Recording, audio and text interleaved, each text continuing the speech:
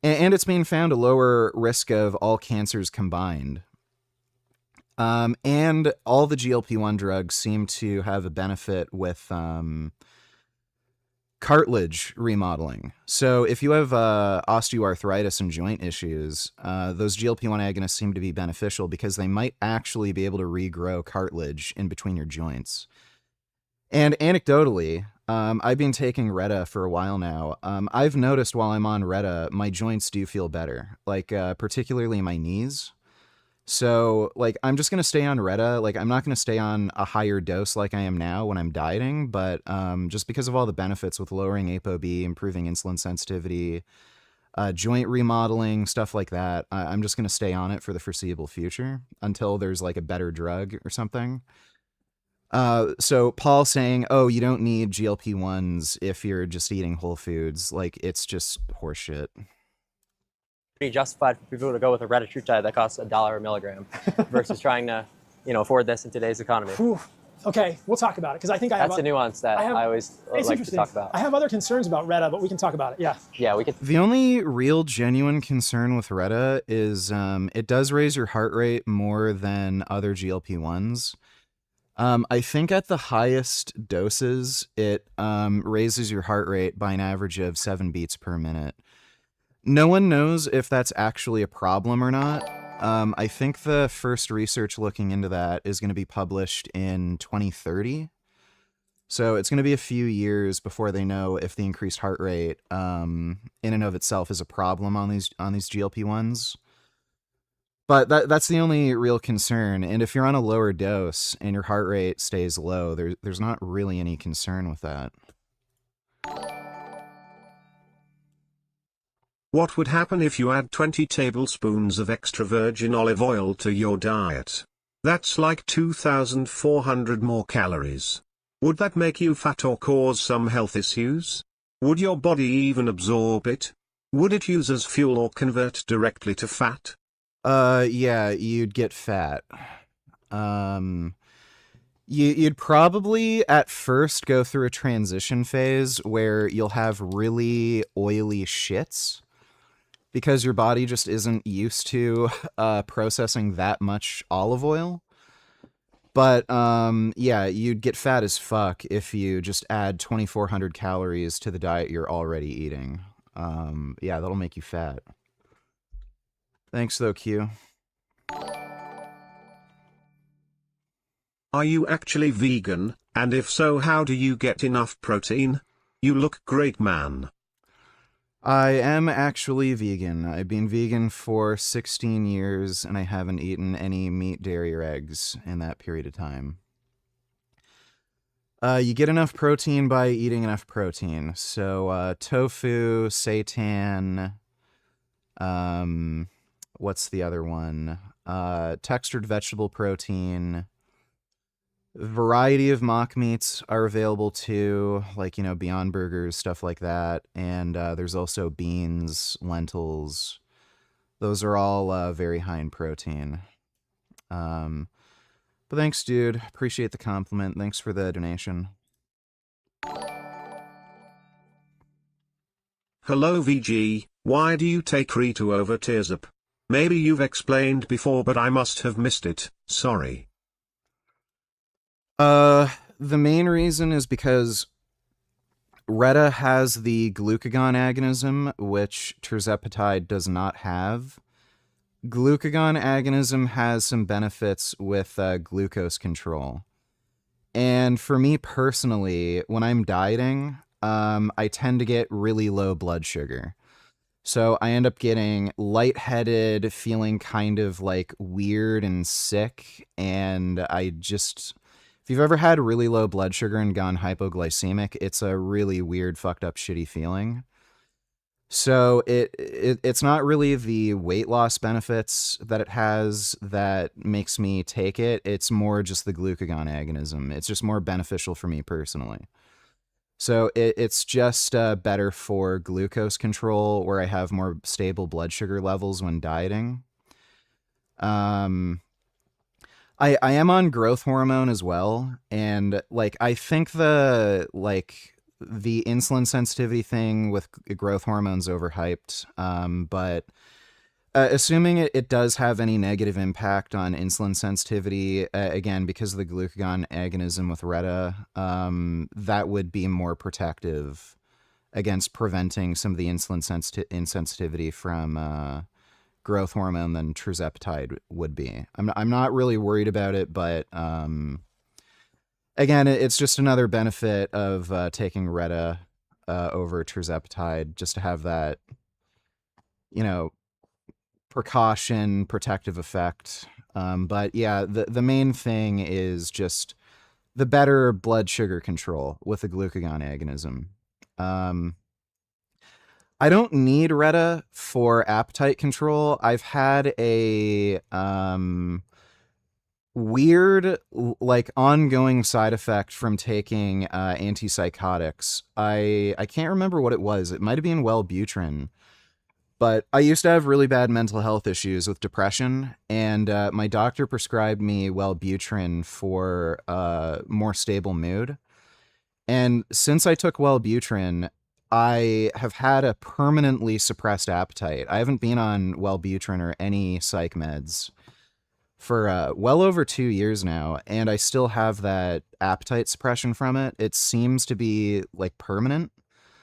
So I don't need the GLP-1s for appetite control. It's just I benefit from the Retta for just glucose control because my blood sugar tends to go really low when I'm, not eating that much. But that's why I take Retta over tirzepatide. Thanks for the donation, though, Delant. We'll save that one for later.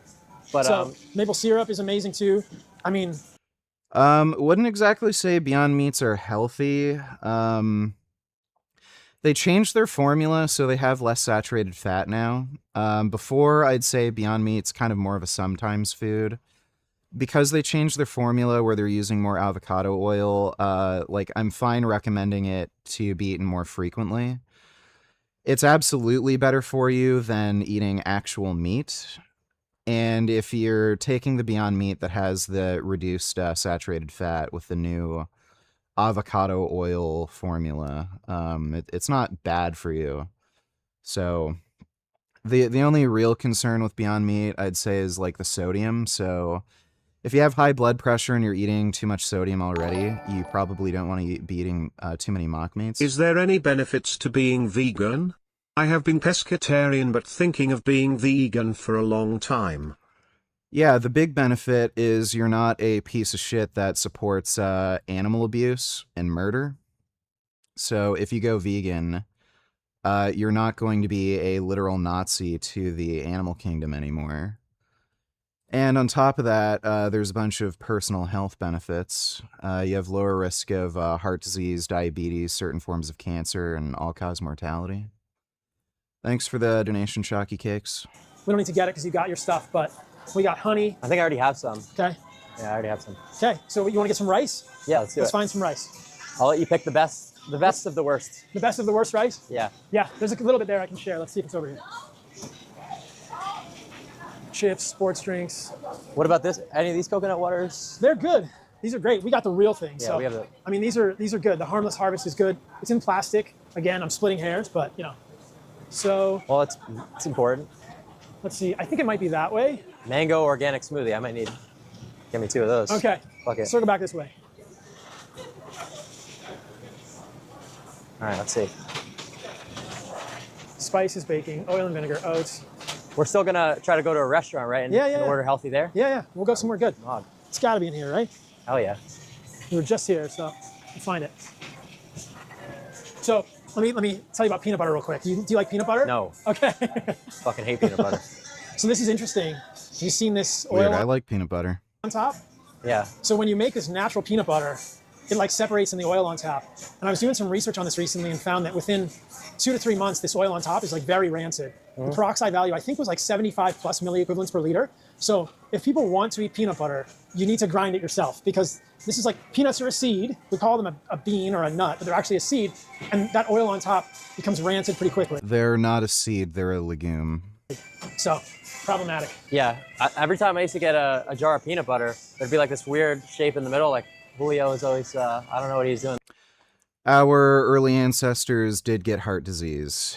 They also got cancer. There's a Neanderthal specimen that they found that had cancer. It's hard to say how prevalent cancer was. We just don't have that many ancient, human specimens where we can find that out. And people also didn't live that long, so you're probably not going to die of cancer when you're like 40. But if you live to 80, then yeah, you're much more likely to develop cancer. You can read the horse study. The horse study covered a variety of human cultures, including hunter-gatherers. I think they found it was something like 70% of mummified remains that they found across several ancient human cultures had atherosclerotic lesions across their whole vascular system. So atherosclerosis has been prevalent all throughout human history. So our ancient hunter-gatherer ancestors absolutely developed heart disease. In there, you know? Wait, what? Used to be like a weird shape in the middle of it. Jar of peanut butter was like, oh. I feel like something with the dog too, man. He was like, it was gonna break the dog in a jar of peanut butter. I don't know what's happening. Oh my God. All right, we're still looking for rice.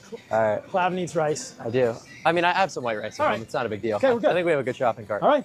That's a pretty serious shopping cart, bro. Yeah. I'm proud. This is great. From not going to a grocery store in months to this. Wait until you learn about shopping bag hanging. What's that? So I'll show you after we get a shopping bag. It's a legit method. I'll go through some of my methods too. You know what I'm saying? Secret shopping bag hanging? Yeah, man. All right. It's some Bohemian Grove stuff. Oh, I don't know about that Bohemian Grove, man. I'm good. All right, let's go over here. Hi there. How are you? What percent of your diet comes from soy? I don't know. I'm not a neurotic weirdo who calculates what percentage of my diet comes from any particular plant. I eat soy every day. I eat 2 blocks of tofu a day right now, and once I stop dieting, that'll probably increase to 3 or 4.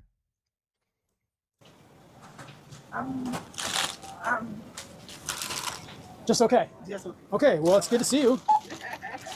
So how am I PC? We got some healthy food here. Okay, here's a question for you. Green apples or red apples? Which are better? Oh, she likes the green apples too.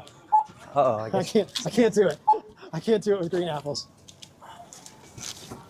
Yeah, they're ideal. They're much more sour and flavorful.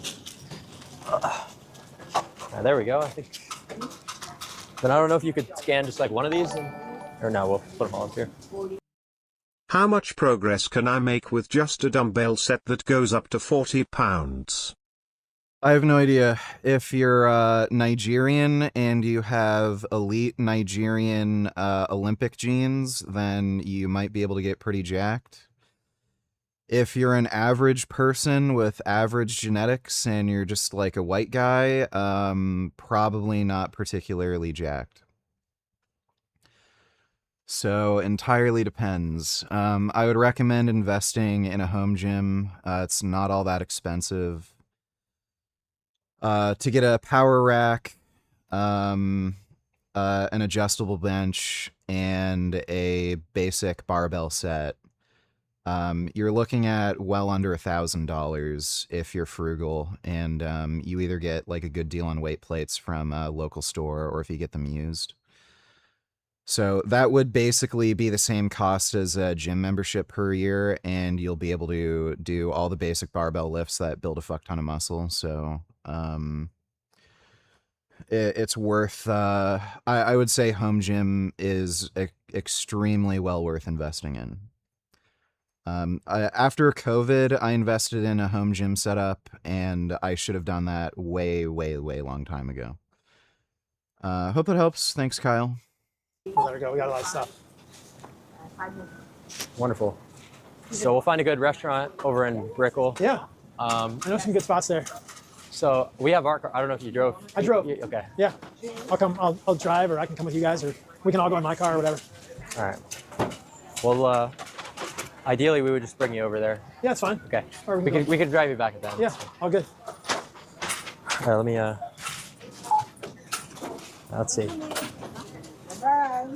What do you estimate the total is going to be? We're looking at like 250, 300 here. How much? That's fucking stupid. I think lately when I've been checking out of the grocery store, my bill usually is between like $50 and $70. So they usually give, like food stamps is what, like $400 a month? Maybe a little less. Okay. But what's interesting about food stamps is, I think they did some changes. I don't really get political on this stuff, but I remember some statistic like a huge amount of food stamp money actually went to like soda and chips and processed food.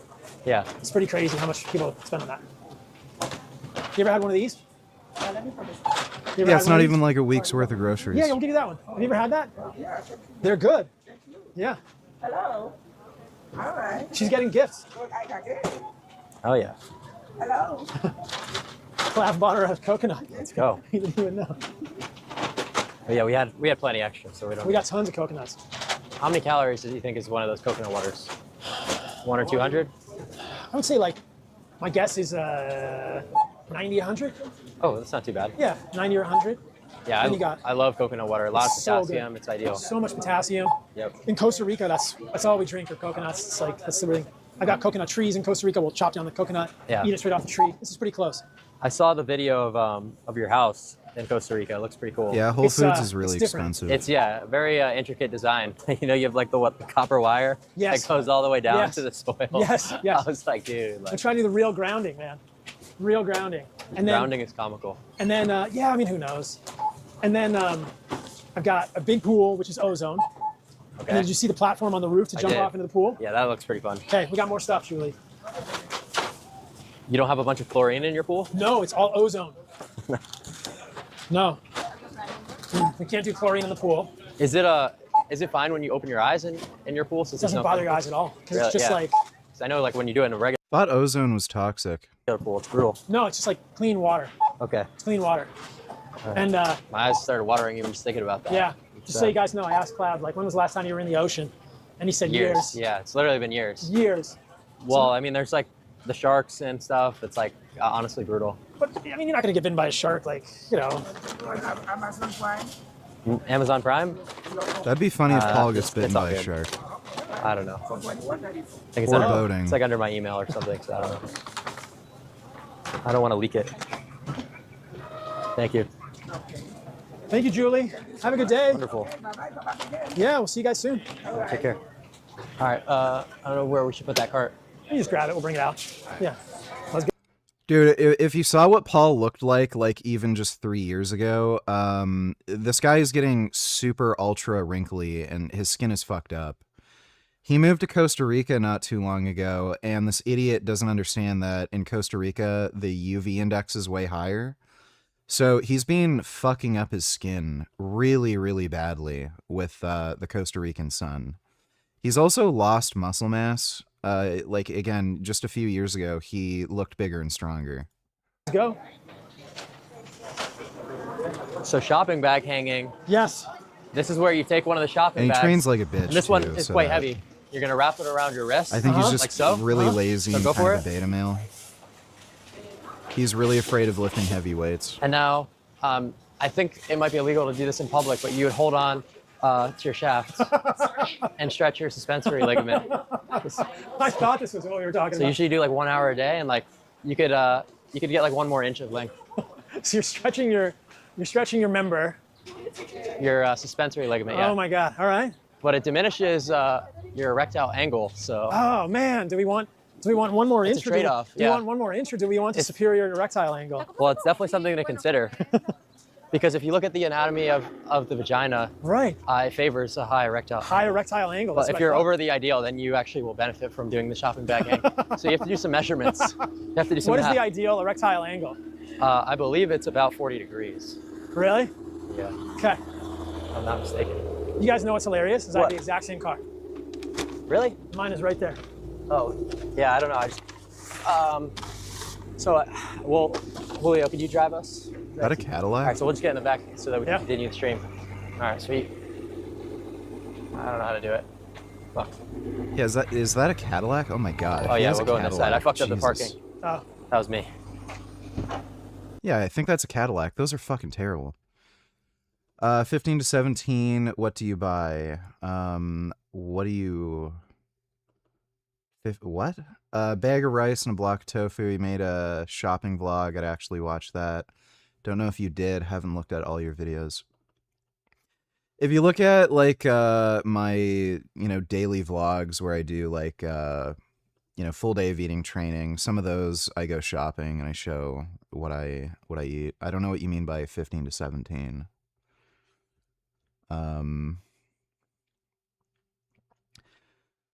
But I'm dieting right now. I'm only eating 1,850 calories per day. I'm basically eating protein powder, apples, broccoli, Brussels sprouts, peas. I have a curry mix that I like using, and tofu. But thanks for the donation one. I'm going to do more like daily vlogs soon. A lot of people have been asking for it. I'll go around. Yeah, it's a Cadillac. You have to be a retard to buy a go. fucking Cadillac. Oh my Yeah, god. mine is matte black. Yeah, let me buy a fucking overpriced car that gets shitty gas mileage, that's not very powerful, and it's slow. Breaks down like fucking crazy, and has a bunch of stupid shitty electronics I don't need that also break down that the dealership can't even fucking fix. And I have to keep going back and forth to different dealerships to diagnose the fucking problem, and it's still not fixed and my windows won't fucking roll down. You got it wrapped, or you just bought it like that stock? What's that? You I bought got it wrapped. I got it wrapped. Yeah, we'll probably do that. But you could do HDMI on the screen, so you could like play video games or something. I don't play video games, dude. I don't either, but I'm saying you could. I guess you could. Yeah, there's a auto shop down the street from me, and I go to that auto shop sometimes to fill up to seat the bead of the tires on my motorcycle. I don't have a compressor where I can seat the bead. So I just take my motorcycle tires down to the shop for them to seat the bead. And I ended up talking to a guy who had a Cadillac, and he said this is his wife's car. He'd never buy it for himself. And he said, like, Jesus Christ. He said, yeah, he was making jokes about marriage and then women demanding like these stupid fucking cars. And he said, like, dude, every fucking month I have to like bring this thing into the shop because the fucking screen won't work, the windows won't fucking close all the way, like there's problems with the traction control or ABS that won't work, or it won't go into fucking drive. Like literally every month, and it was like a fucking brand new Cadillac too. These things are just built like shit. Chalky cakes, are mock meats like corn or fake meats highly processed and bad for you?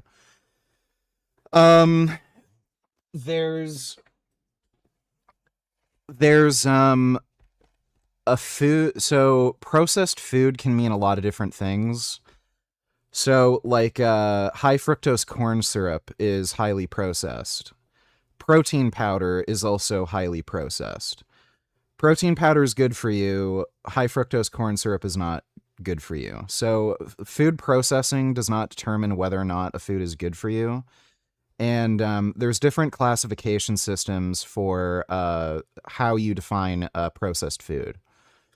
So I can't remember what category mock meats fall into, but they're basically in a category where they're considered healthful and safe to eat regularly. There's generally nothing in them where there's any like nutrient of concern. It's just some of the mock meats, they can be high in saturated fat. So some of them use a high amount of coconut oil. Generally speaking though, they usually don't have coconut oil these days. Beyond Meat was the one brand, and I think Light Life was another brand that was using a lot of coconut oil. But if you avoid those, they usually just use avocado oil or sunflower oil or canola oil, and those are fine. The only real thing of concern with most mock meats is just the sodium content. Some of them are quite high in sodium, which isn't necessarily a problem for some people. For me personally, I need to consume more sodium than average because I sweat a lot and work out a lot, and I need to replenish those electrolytes. Or else I'll get like crazy fucking muscle cramps, I'll be dehydrated, and I'll get lightheaded. So yeah, when it comes to mock meats, the only thing that you really want to kind of moderate might be just your sodium intake and base your intake of mock meats on that. Thanks, Chalky Cakes. Hope that answers your question. You said $50 to $70. I don't know what you said. A block of tofu alone here costs more than $20. Where the fuck do you live where a block of tofu costs $20? They have 1/2 kilogram blocks of tofu here, and I think they go for, the ones that I get, they're extra firm. It's $4.50 for 2 blocks of the 450 or 500 gram blocks of tofu. So it's like $2.25 per 1/2 kilo. I don't know where the fuck you live where a single block of tofu costs $20. That sounds like you don't actually look at the prices of what you're buying. So I was confused when I thought you said $15 to $17. Yeah, I said generally right now when I check out at the grocery store, I'm spending between $50 to $70 on what I'm buying. So like I'm mostly buying rice, apples, and some like frozen vegetables and tofu. Thanks for the donation, though, one. Yeah. Or like put the chat on the screen, whatever. Yeah, it's a good. Oh, yeah, this one has HDMI too. It sounds good. I need to get a laptop in here to plug It's it a in. fast car. Dude, yeah, it's brutal. I mean, for how big the car is. Yeah. Nice short version. Yeah, I used to have the Cybertruck. That was pretty fun to drive. Oh, you got rid of it? Yeah. Is that the one that's is the infamous Cybertruck? Yeah. Yeah, dude, Cybertruck sucks. It was like I probably got into like 4 crashes with it, and it was barely even damaged. What? Yeah. Oh my god. That's crazy. I know, man. That went pretty viral. Yeah, imagine that. Why does everybody want to be a pretty boy twink right now? I think it's low testosterone. When I was a kid, everybody wanted to look like Arnold Schwarzenegger and shit. Now everybody wants to look like Timothée Chalamet, who looks like a fucking 12-year-old. So I think it's like just low T. There are still a lot of dudes who want to look like Thor, you know, Chris Hemsworth, and like who's the guy who played Superman? Henry Cavill. But yeah, there's a lot of like these looks maxing. Honestly, like the looks maxing community is just a bunch of like fucking weird gay beta males. You'd expect them to be like that, where they want to look like pretty boy fucking twinks, because like masculine men probably aren't overly obsessed with looking pretty like a girl, you know? So yeah, you see a lot of these dudes who just have a beta male attitude.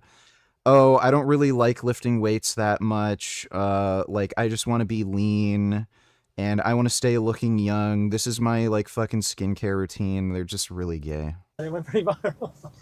I was surprised that you remembered the. Holy shit, you good? Yeah, no, it's The- when I first met you back in 2025, because I wasn't an influencer at the time. That was right before you started doing your stuff. Yeah. And I was like trolling, smoking cigarettes. You still smoke? No, I don't. I never did. I just brought them for that. You were trolling me with a cigarette? Yeah, no, I don't smoke. Or you were trolling Santa Cruz? Both. I didn't think I knew you were gonna be there. I knew Santa Cruz was. That's funny.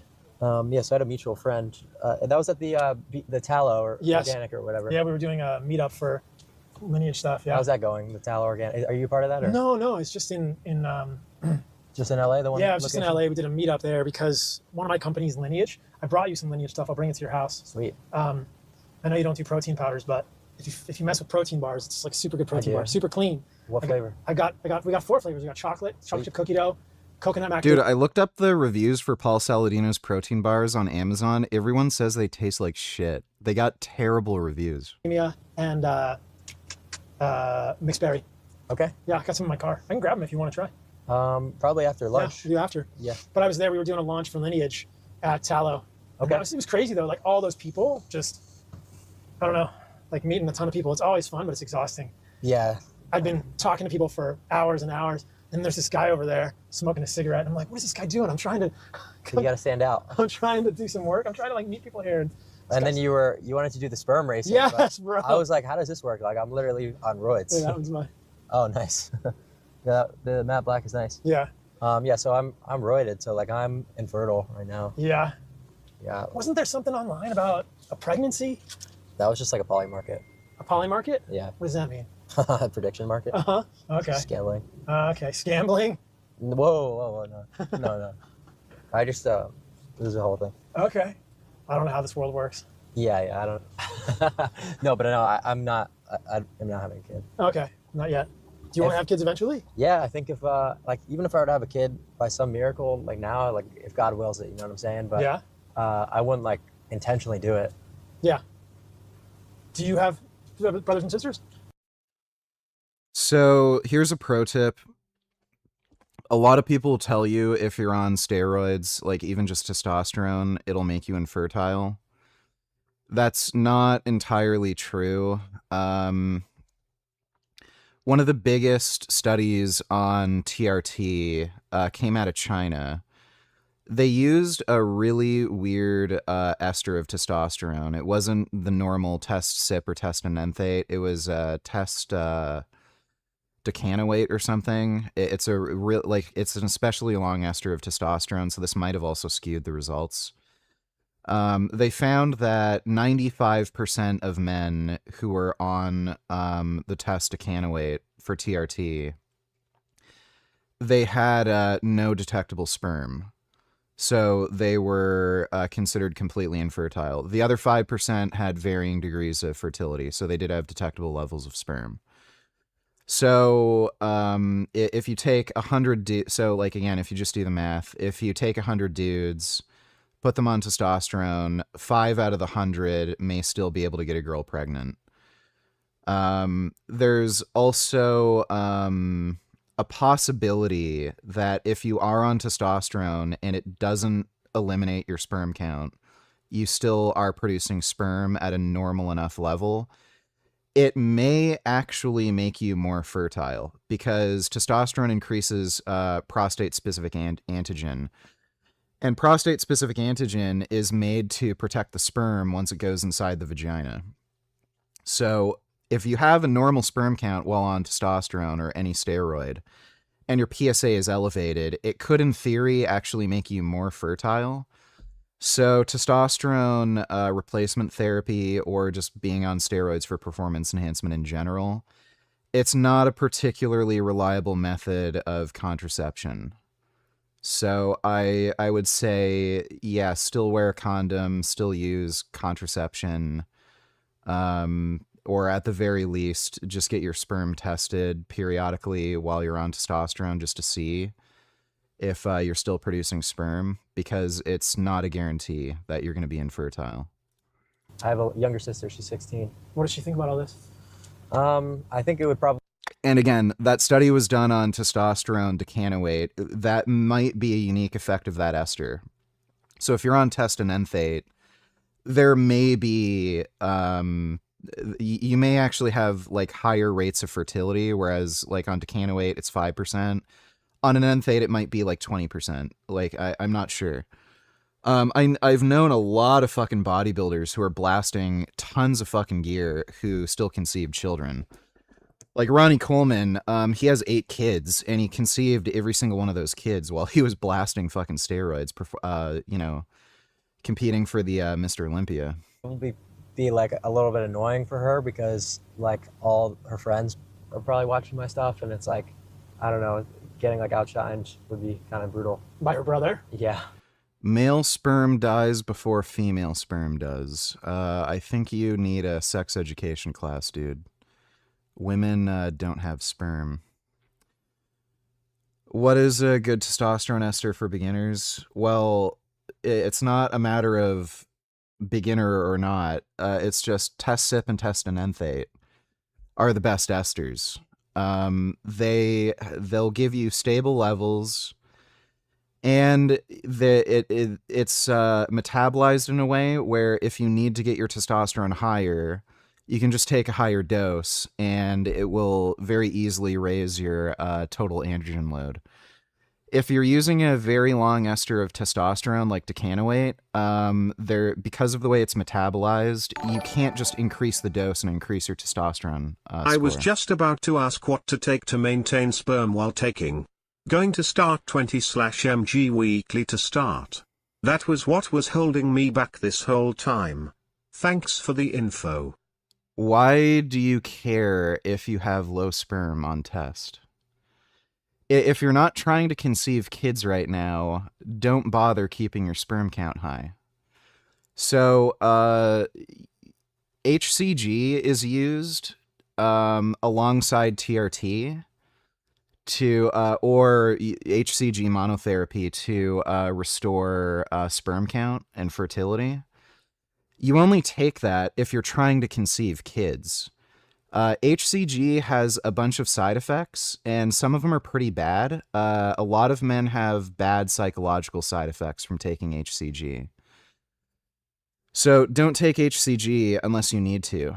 So if you're trying to conceive kids right now, and you need to go on testosterone replacement therapy, then sure, take HCG.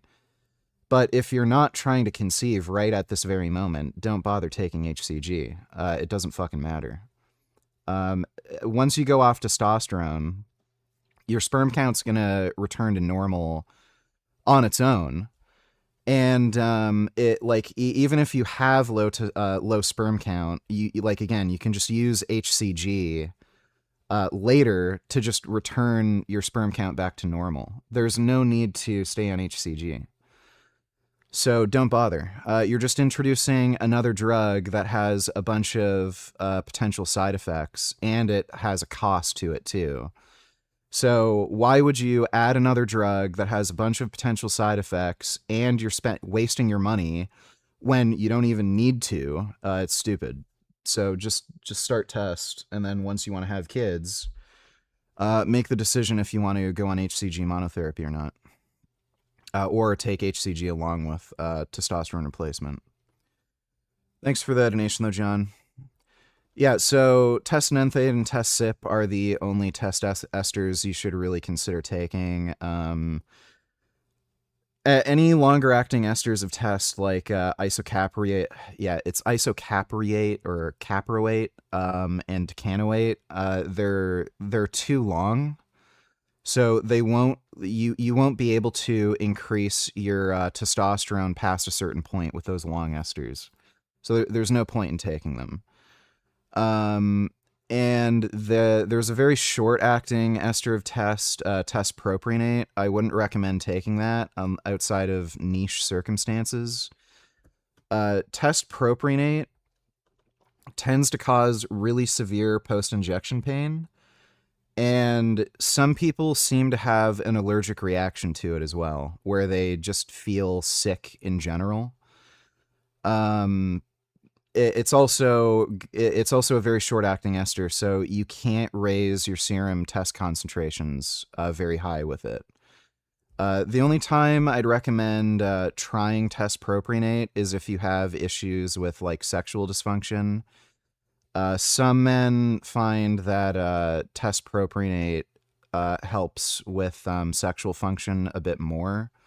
It seems to convert to DHT more, and that can help with like erectile function, penile sensitivity, stuff like that. But yeah, it tends to cause really bad post-injection pain, and a lot of people also just have an allergic reaction to it. So just start off with either test CYP or test nenthate. Those are really the only esters you should be considering using. You guys are, I guess you're 4 years apart. That's kind of a big age gap. I don't know. I personally hate that. If I had like a popular like older sister who's like, social media influencer, and people just wanted to like talk to me to get to know her. Yeah, something like that. Yeah, That'd be, where's your family based? New Jersey, Hoboken. Okay, Hoboken. Yeah, so right across the water from. Do you talk to her much? Does she get that? Do her friends say like your brother, Clavicular? No, because whenever someone like says, "Do you want to like FaceTime my friend?" or like, can I call them? No, I've never really considered debating Daniel Hikikajo. I don't really have an interest in debating somebody who thinks it's okay to have sex with children. Like, I guess it would be minty and everything, but like everybody's done it already. Like, all I'd really be doing is like, yeah, I don't have an interest in Islam because I don't think people should be fucking kids. And then this guy's just going to go on a long-winded rant about how, oh no, it's actually okay to have sex with kids. Like, it's, I don't know. Like, I just don't see myself getting much out of it other than, like, people thinking it's funny that there's some, like, retard Muslim promoting fucking pedophilia. Say hi to them. I don't do it.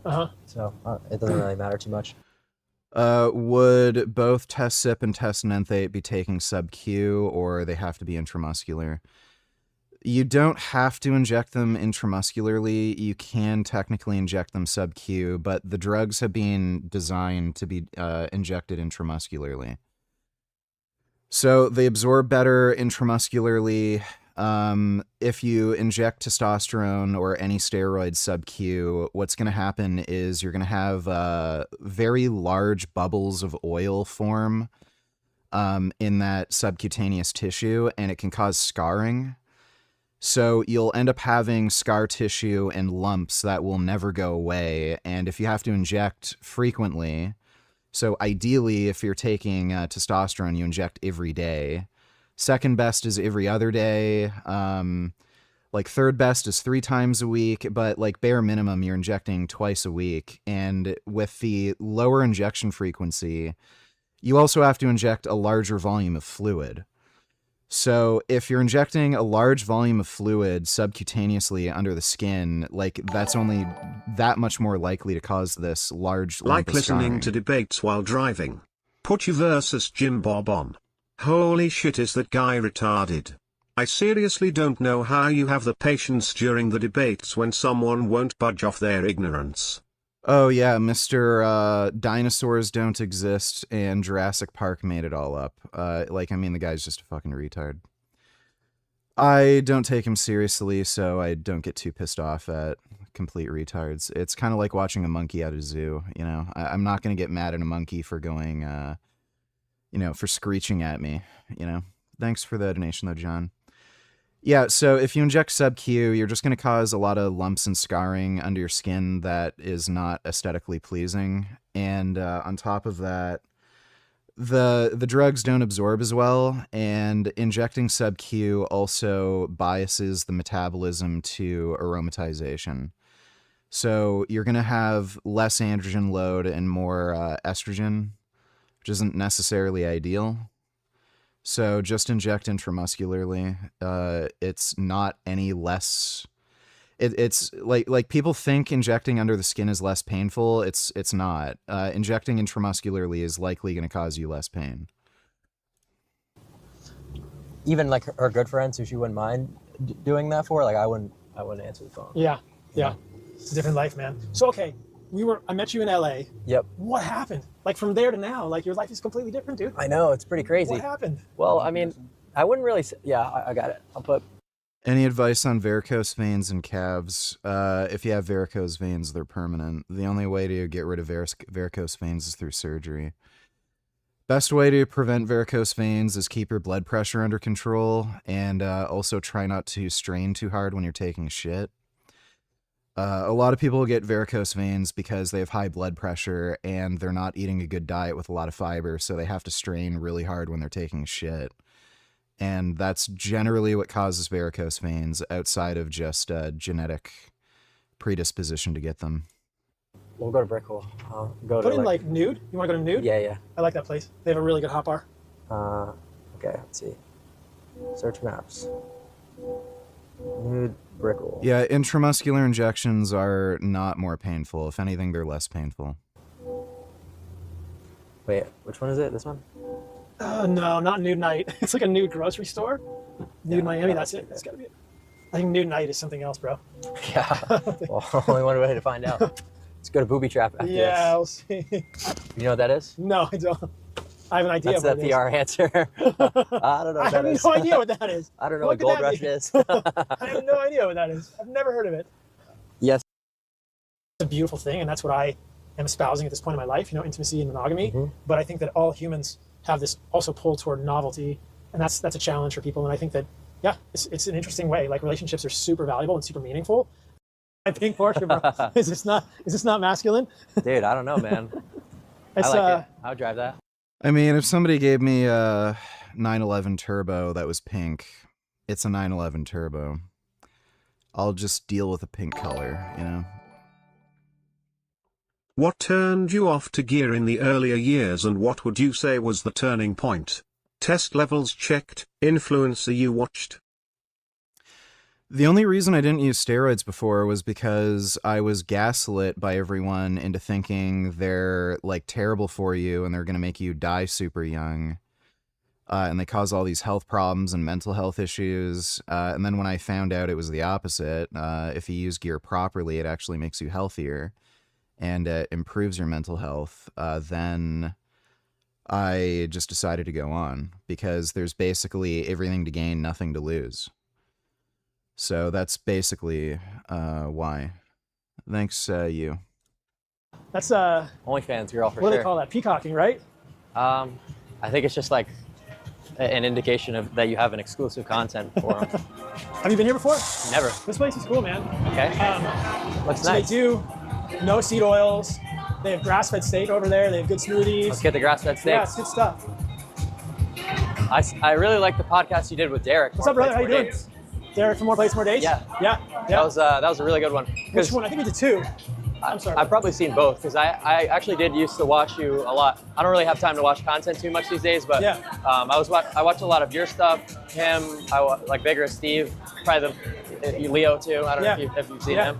No, I don't know. Well, those are the main people I watch. All right. Vigorous Steve is a bit of a weirdo. I wouldn't really recommend watching him for people who are new to gear. So, we order right here? Yeah, I think we order right here. I was just He uploads a lot of really weird, niche, confusing content that doesn't make a ton of sense. And a lot of the stuff he uploads is like just pure speculation. Trust me, bro. This is what happened when I took it. So this is how I think it works type shit. It's not the greatest gear content. You really need to be more knowledgeable before you get into Vigorous Steve. looking at the smoothies. Yeah, this is sick. They got good stuff. They got like, it's like a small boutique grocery store. They got grass-fed meat. They got like chicken stuff. Speaking of pink, when will you cover up that disgusting pink background? It makes your basement look faggy. How does it not annoy you seeing that cloudy pink all the time? Cover it up or broke. I don't exactly know how to go about covering it up. So, I don't know. It might just stay that way. Thanks. 20 seconds. Good eggs. Yeah.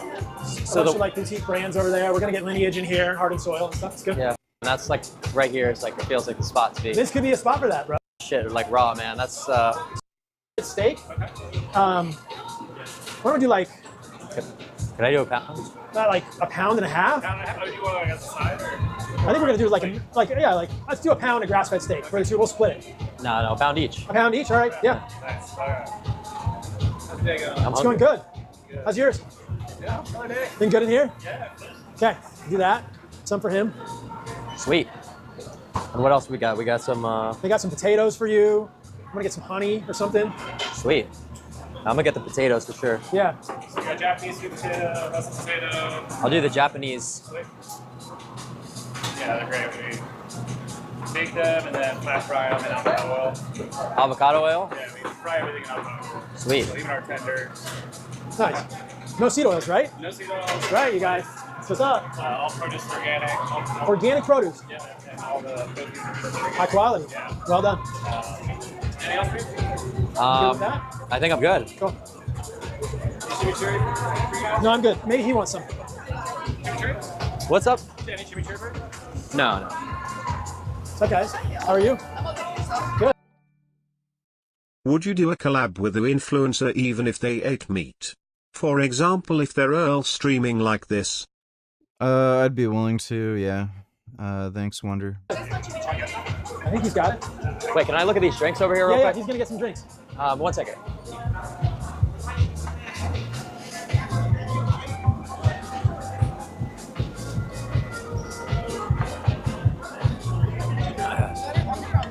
Sorry? You didn't want chimichurri, No, I don't want chimichurri. I'm good. He might want chimichurri.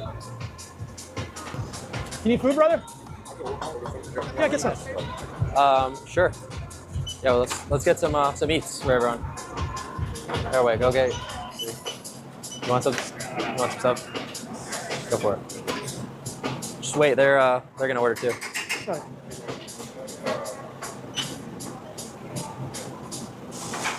All right. You got one more coming? Yeah, we got some more. The boys are getting some There you food. go. Let me see if we got anything else over here. Just tell them. You need food? Hey, what do you want? What? You don't want that? Just do the same thing that I did. So it's just one more of these. Yeah. All right.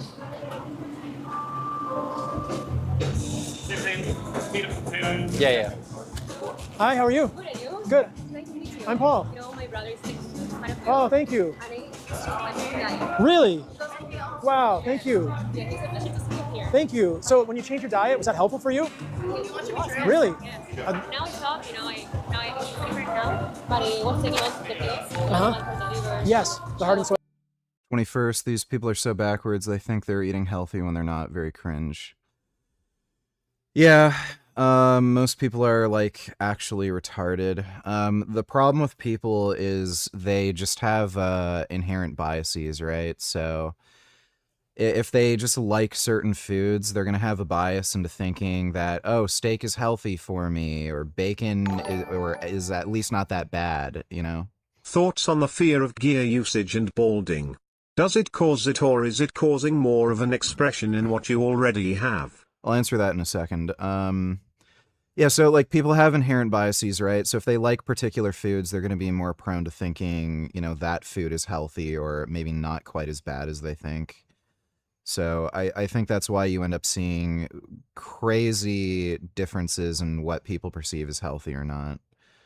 But yeah, these like trendy retard dipshits, you know, grass-fed free range, it's pretty cringe. Thanks, 21st. So, the reason steroid use causes balding, particularly testosterone, is because the way hair loss works is testosterone enters the androgen receptor in your scalp. And when testosterone enters the androgen receptor and then converts to DHT, that's what causes the balding. If you just have high circulating levels of DHT, that's not going to affect your hair. It's the conversion of the testosterone into DHT that in the scalp that actually causes the balding. So if you have a high androgen receptor density in your scalp, you're going to be more prone to balding.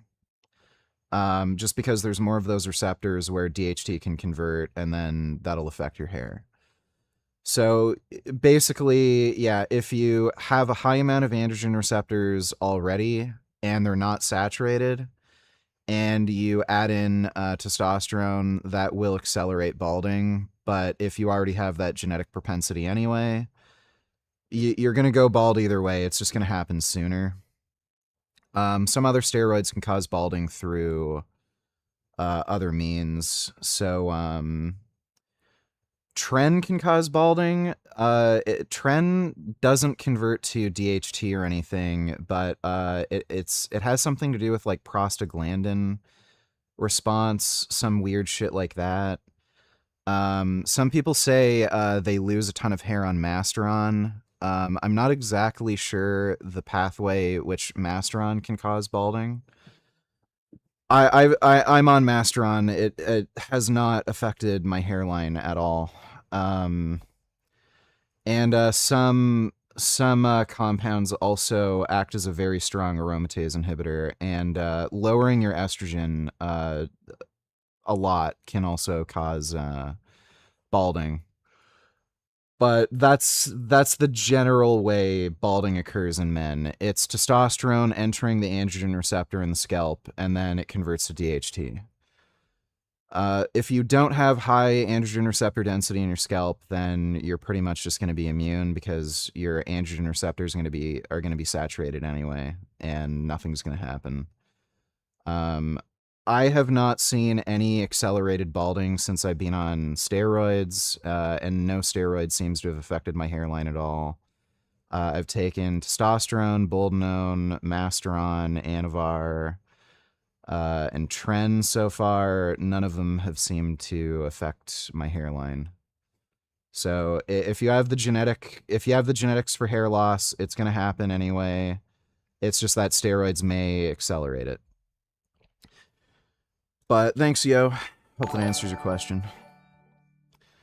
Niggy, the biggest setback for me going vegan is dropping dairy, specifically cheese, much more so than meat. I love cheese and cheesy pastas. Are there any good vegan alternatives to cheese that taste similar, or do I just have to deal with it? Thanks in advance. Chow cheese is pretty good. I've heard a lot of people generally like chow cheese, so CHOA. This stuff. I've had it. It's pretty good. I'm just not a big cheese fan. I've never really eaten cheese, but chow cheese is pretty good.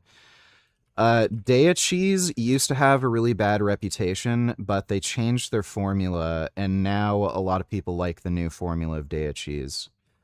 I've known some people who used to say Daiya cheese tasted like shit, but once they changed to the new updated formula, they say it's really good. What's the other one? I think, Mayoko cheese or something. Is that it?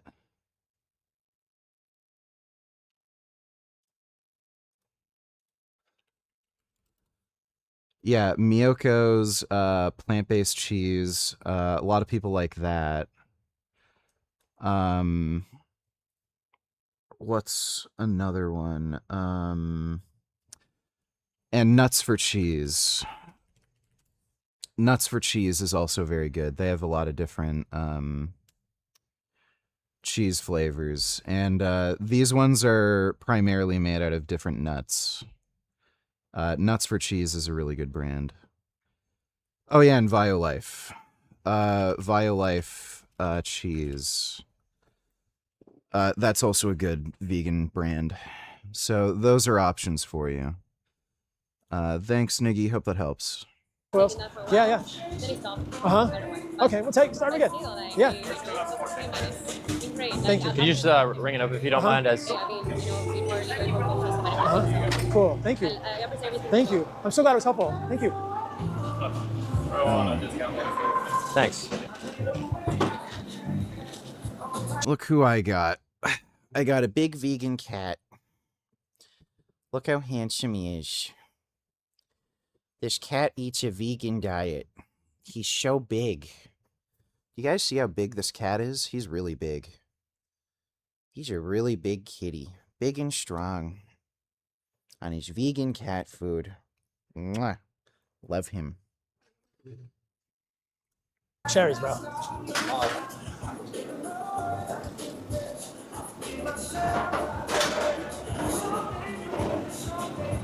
What'd you get?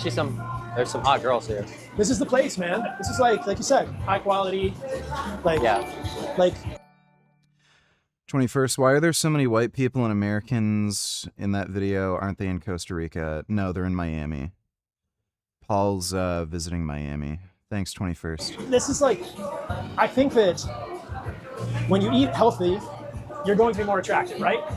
Is there any food here that reduces my glutamate?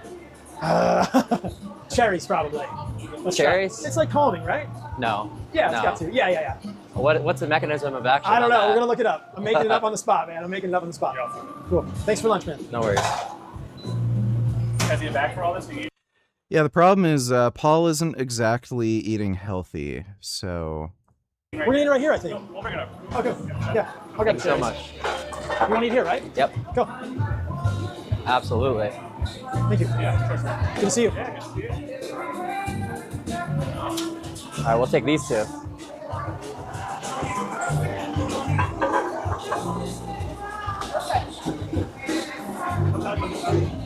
Hey, you want to come sit on this side? Yeah.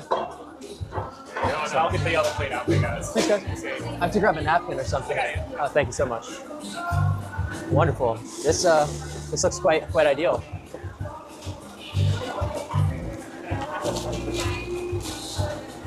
It's like medium rare though. I usually get it like medium well. What? Why? I don't know. No. I get worried about the raw. No, it's good. Do you still eat raw? I do sometimes. That's brutal. That's the one thing I can never get over.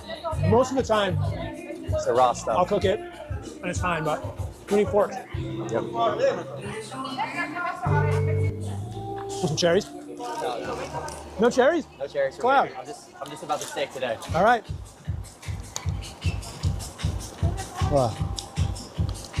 Scott, Invisalign. You really shouldn't use Invisaligns. They can break your teeth. Take out my modern orthodontic appliances. What do you think about the third molars? I think you talked about this, right? Wisdom teeth? Yep. You have them or no? I do. Do you know who Weston A. Price is? No. Weston A. Price is just a fucking idiot. I don't know why people still reference. It's not even research. He was a dentist. Basically, he had this theory that a lot of modern dental problems, like impacted teeth in particular, were caused by eating a modern diet filled with like grains and soft food. So what he did was he traveled the world and he went to different cultures and visited small tribes. And he claimed that he made the observation that people who ate more traditional diets, more heavy in animal products and less heavy in industrially processed grains, they had better teeth. Particularly, they had wider jaws that better fit their teeth. So you saw less impacted teeth, less need for things like what's it called? Braces. The problem is he like there's a very high risk of bias. He just randomly selected people and took photos. So he might have gone to some like isolated tribe somewhere, noticed that most of them had fucked up teeth, and only photographed the people who didn't have the fucked up teeth. He didn't photo and catalog every single fucking person he met. So it's not a study. It's just some random guy who just took a bunch of photos and like claimed that he made a bunch of observations. Like, it wouldn't surprise me if eating like harder to chew food, like, you know, raw vegetables or something might help with like creating a wider, more spacious jaw or something. Like I could believe it kind of, but he didn't actually do any research. And like he also had this theory that this effect was multi-generational in some way, where parents would pass down some kind of epigenetic traits where if they ate a particular diet, their children, regardless of their diet, they'd have a smaller, more impacted jaw. I never needed braces. I actually, when I go to the dentist, they ask me if I have ever had braces because according to dentists, I have perfectly aligned teeth. The last 3 times I've been to the dentist, they've asked me if I've ever had braces because, yeah, they don't usually see people with perfectly aligned teeth like that without braces.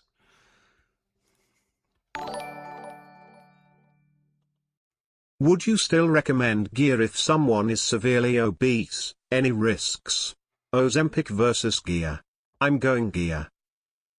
The only real risk with taking testosterone replacement therapy if you're obese is higher rates of aromatization, and it may negatively impact your blood pressure as a result. So if you already have hypertension and then you go on testosterone, and because of the like hormonal environment you already have, it makes the hypertension worse. You may just want to just focus on losing weight first, then go on.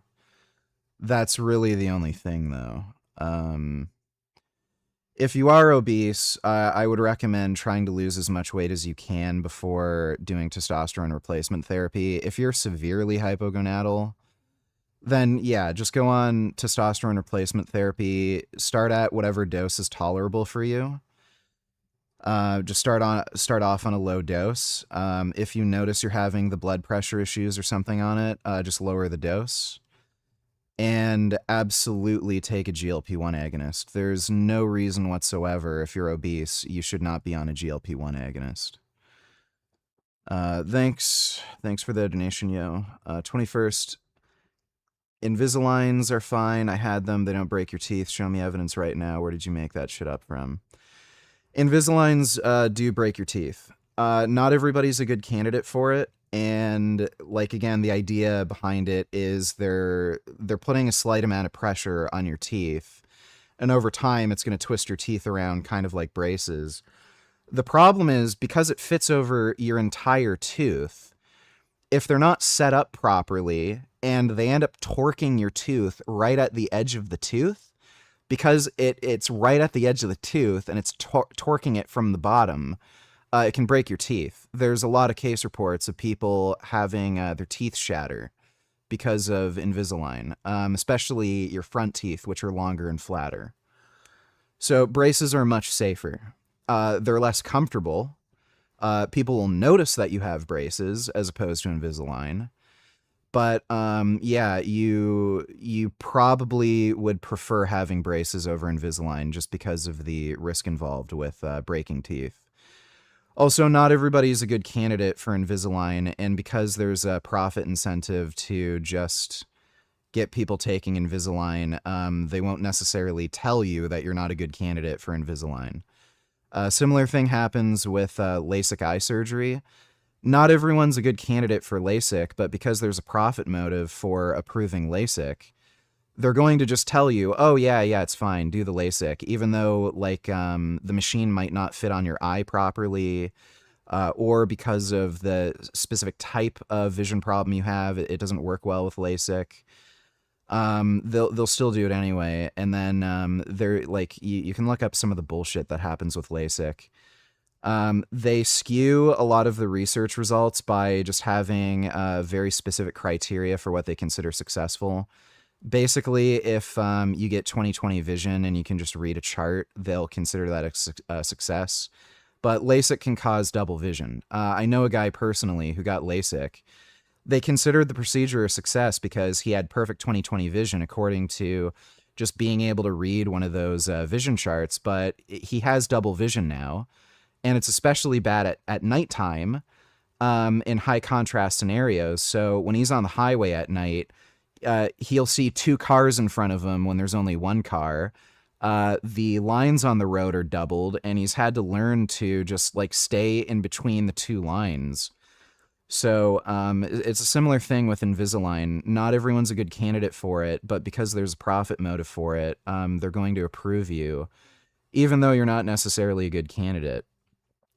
So if you have particularly crooked impacted teeth, you don't want Invisalign. And again, for anybody, there's a risk of breaking your teeth just because of the way it works. It covers your entire teeth. And they, like, again, there's human error involved. They're basically, like, they're basically just making small incremental changes from Invisalign thing to Invisalign thing. And human error can happen where they make too much of a change in a certain area, and then it'll just torque your tooth to the point where it'll break. So if you can afford it, braces are better just because of the lower risk. And again, there's way more fucking research on braces. Braces have been used for a very, very fucking long time. They're highly effective. Whereas Invisalign's pretty new. So like braces are more expensive. There's drawbacks like cosmetically. People will know you have them and stuff, but yeah, they're way safer. There's way more research proving efficacy. You can look it up right now. That's complete nonsense. Case reports? People's teeth chip from grinding or having weak teeth. Seriously, there's no evidence. If all you have is some mechanistic hypothesis, then stop making that claim. Show evidence or STFU.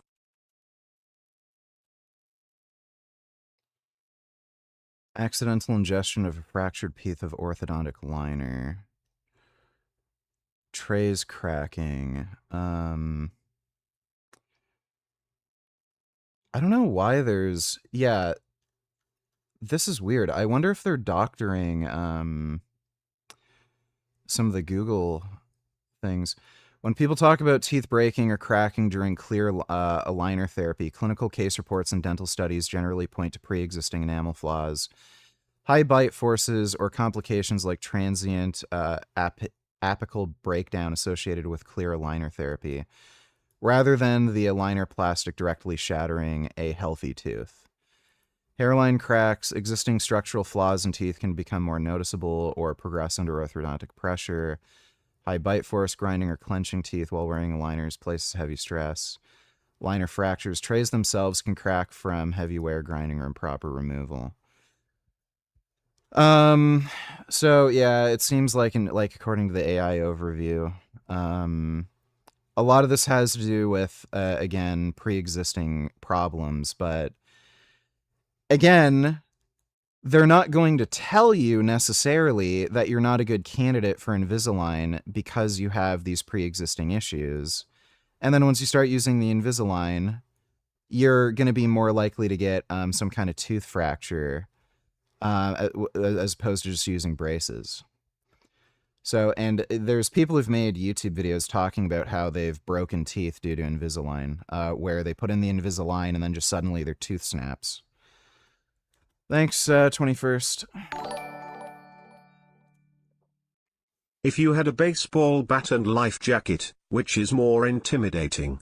Dark ocean off South Africa with great white shark within 50 feet radius, or swimming 50 feet across brown murky river in Australia, seeing a 10 feet saltwater croc going in the river from sand? I'd be more worried about the saltwater croc because crocodiles deliberately hunt human beings to eat them, whereas sharks don't have an interest in actually hunting human beings. Shark attacks are always like mistaken identity, where they think you're like some fish or something. Or they don't know what you are and they just give you a small bite just to taste you and see what the hell you are. But sharks don't actually go out of their way to deliberately hunt and kill and eat human beings, whereas crocodiles do. So I'd be more worried about the crocodile. Thanks for that donation, Kyodai. So he wrote a book called Nutrition and Physical Degeneration. Super, super boring book. Amazing book. I was going to say, that doesn't seem like a banger. Amazing book. I never said orthos don't check to make sure you're a candidate. I said there's a financial bias to approve you for candidacy. So they're not necessarily going to tell you. Like, I don't know why people can't understand plain fucking English. Amazing photos. So he was like Indiana Jones in the 1940s, traveled all around the world as a dentist and photographed indigenous people from all over the world. So in the 1930s and 1940s, you had a lot of these cultures that were at the intersection of, being like wild cultures, right? So living in a traditional way and then coming into society. And what he would see was a massive difference in the health in these indigenous tribes in Africa, in the Polynesian atolls, in the Norwegian countries, when the tribes were living traditionally, eating animal foods, eating fermented grains, eating no. Again, this guy was heavily biased. There's no way to determine whether or not any of his research was flawed, and he just selected healthy people from these populations. No sugar, no white flour. They were super healthy, and their dentition was amazing. The photos in the book are stunning. There are these guys, huge, wide jaws. Thank you. Like again, if Weston A. Price came to me and photographed my teeth, that would go against his whole theory, because I eat like a modern diet. Like, I did eat a lot of raw vegetables as a kid. I have no idea if that had any impact on the alignment of my teeth, but my teeth are perfectly aligned. Like, again, dentists like ask me if I've ever had braces because they're surprised how perfectly aligned my teeth are. So he could have... You're acting like Frank. So he could have just selected healthy, ideal subjects from these populations to push whatever bias he had. Like, this wasn't actual research. There's so much quack science in the fitness industry, fitness adjacent industry. It's weird. Like, yeah, the carnivore shit is fitness adjacent.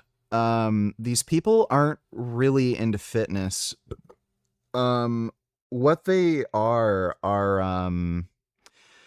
they're kind of like anti-vaxxers. They're not actually interested in health. They just have these weird psychological hangups and insecurities and paranoia, like around food, for whatever reason. And yeah, they just develop these weird fucking ideas, and there's a lot of overlap with the fucking carnivore community and the anti-vaxxers too. It's the same kind of weird psychological condition. So they're not interested in fitness. They just have this weird paranoia where they think they're being poisoned by something, and that's all this shit really is.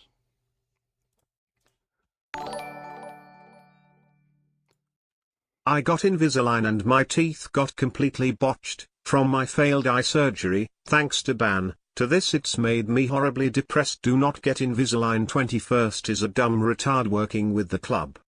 Okay, well thanks for warning us, Frank. Appreciate the donation. You're acting like Frank now. You just got proven wrong. You couldn't find a single source supporting your claim on Invisalign and then said that orthodontists doctored the Google search and there's like 3 case reports. Maybe stop making that claim. That's nice. Thanks, 21st. Oh, thank you. Huge, wide jaws and perfect teeth without dentists, right? Just with the quality of the foods they were eating. And so they have this big jaw, like the width of the palate, right? Presumably, hypothesis being, it's connected to the quality of the diet, the amount of these fat-soluble nutrients. Okay. And then... When I was a kid, I just ate a ton of raw vegetables. So a lot of raw broccoli, raw carrots. I also ate a lot of fruit. I was really big into watermelon and cherries when I was a kid. And yeah, like I ate normal stupid kid shit. Like my mom would buy me fruit gushers. I'd have like chicken rice for dinner, you know, the normal shit. But yeah, I'm very skeptical if some of these dietary things have a big thing to do with dental alignment. Is that developmentally or? Yes, developmentally. Probably prenatally and then during development. And then, our modern diets are deficient in these fat-soluble nutrients. And the question is, do we then get these narrow palates which create apneas or, recessed maxillas or all these problems with our facial development? So Weston A. Price was kind of the original. Celibacy as well. What's that? They create celibacy as well. Yes. Involuntary. Width of the palate is also just genetic. My jaw's huge and Chad-like, grew up fat, ate horribly. You know what? Androgen deficiency might play a role with this because testosterone levels have been declining in men, and width of the face and jaw is affected by androgens. So I wonder if some of these things are also related to androgen deficiency, not really related to diet at all. But yeah, there's also just a huge genetic component. Celibacy. Weston A. Price was kind of the original looks maxer, dude. And it was all about fat-soluble vitamins in animal foods. Meat, eggs, organs, things like that. Yeah, so that's the reason why the pasteurization process you're not a fan of is about the water-soluble minerals, right? Is Clav getting progressively more gay? I'm not entirely sure. I think he's always been the same amount of gay, roughly. Like, he's been wearing eyeliner and makeup as long as I could remember, so. In milk? Yeah. All right, we'll talk about that. Sorry, I go all over the place. No, good. So, raw milk, super controversial. Definitely a higher risk. Definitely a non-zero risk of contamination. Any raw food has that, right? There was just a lettuce outbreak with Cyclospora, with Taylor Farms and Taco Bell. Cantaloupe, raw cantaloupe is one of the most common sources of food poisoning. Spinach, right? Salads, any raw food. Yeah, raw unpasteurized milk was the most common cause of foodborne illness. It accounted for a quarter of all foodborne illness until pasteurization was introduced. So it's really weird that Paul is advocating for raw milk and shit. So one of the reasons for the main reason for these outbreaks of these bacterial contaminations in things like, the lettuce at Taco Bell, it's because it's processed. They chop it up into pieces. So if you get like whole plants that haven't been cut up and handled and chopped up, the likelihood of any contamination is extremely low. That's why infectious disease experts, they'll recommend against buying those pre-cut up portions of fruit, because that process where they use machines and stuff to cut up the fruit, that's what actually spreads the fucking bacteria and causes this contamination. Has a risk of contamination and food poisoning. So raw milk absolutely has it, depending on the quality of the farm it's coming from. Why would you drink raw milk then? There's a series of studies that are Because you're a retard. really interesting, looking at kids who grow up on or off farms drinking raw versus pasteurized milk. And the raw milk drinking kids who grew up in the city or the farm have lower rates of asthma, eczema, and allergies. So the hypothesis would be there's something in unpasteurized milk, whether it's a protein, a derivative of the whey protein, a cofactor or an enzyme, or a bacterial like sort of milieu that affects the immune system differently. The best research is probably one of the whey proteins.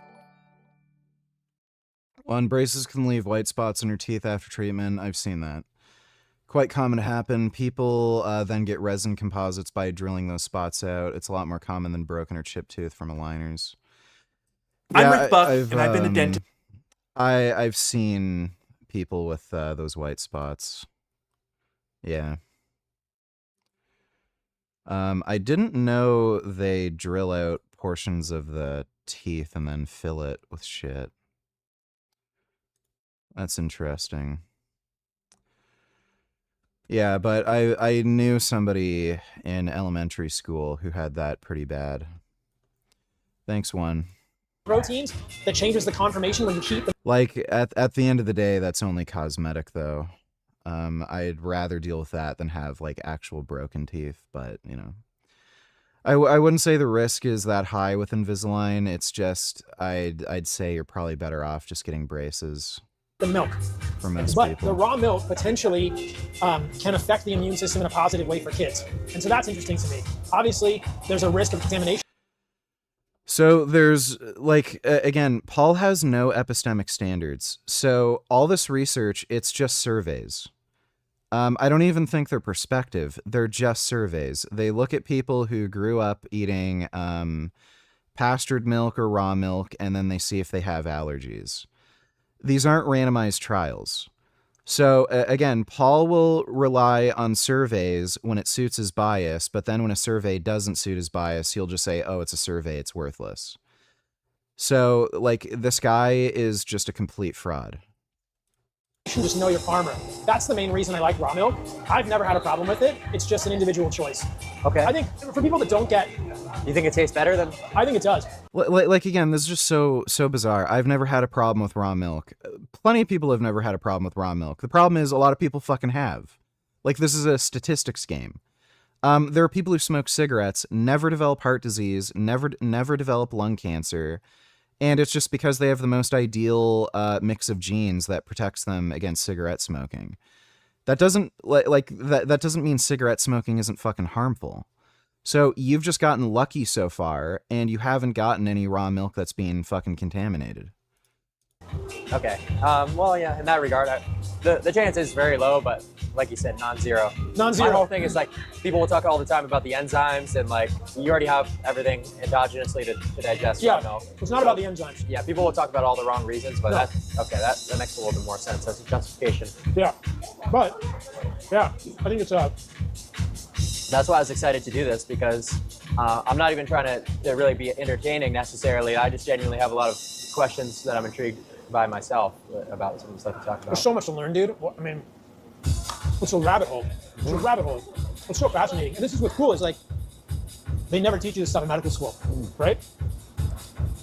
I mean, I wouldn't know, but they do. No shit they wouldn't, because it's stupid. I recall you said, what is it, like only 20 hours total of diet training?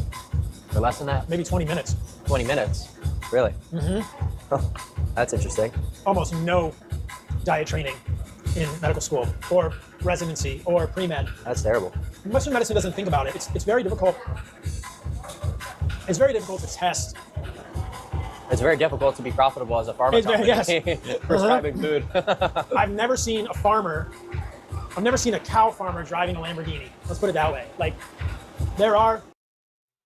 Lamborghini was a farmer, by the way. The guy Lamborghini was a tractor manufacturer, and he was a farmer. And he went to Ferrari to buy a Ferrari, and he was asking Ferrari for like a specific type of car, and then the Ferrari dealer told him to fuck off. And then he was like, oh, okay, I'll just make my own car then. And then he made Lamborghini. Especially a grass-fed regenerative farm, right? Like, this meat they're serving here is grass-fed meat. Like, most of what they source here is from Neiman Ranch, which is a great ranch. Like, the margins on that are fairly small, you know? Dude, I mean, it's just crazy though. $40 a pound for this. Welcome to Miami. Welcome to Bro, but they're cooking it for you, right? So, yeah, cheaper than what you get in a restaurant. Is it? Not really. Well, actually, yeah. Oh yeah, for sure. Yeah, it is. Because most of the time we got a pound. Yeah, most of the time when you go to a restaurant, you know, you'll get a New York steak, and granted, the ambiance is different, right? It'll be. By the way, I like the last few places that I lived in. Like I lived in Guelph. I like the area I live in here. It's very rural. There are some farm properties that have like crazy multi-generational wealth. Like massive, huge fucking mansions on these farm properties. It's weird.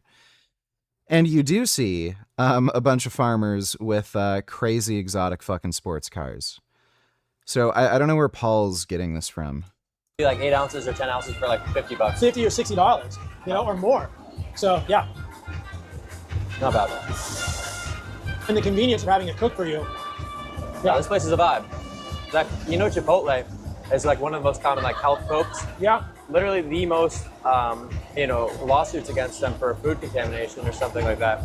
Really? Pretty sure they had to pay 1.2. Nah, my rent's $2,300 a month. The $500 thing is just arbitrary stream goal. 5 like million in fines last year. Wow. Something like that.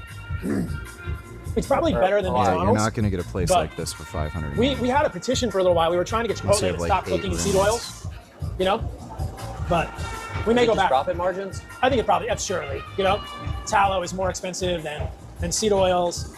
It's just, yeah, it's probably profit margins. And with that kind of stuff, it's so, people are so price conscious. Yeah, I think it might even be. Tallow is shit for you. That's why it's like people don't recommend eating it. Be worth having like just a small selection of things that are like no seed oils. That way you appeal to that crowd. Yeah.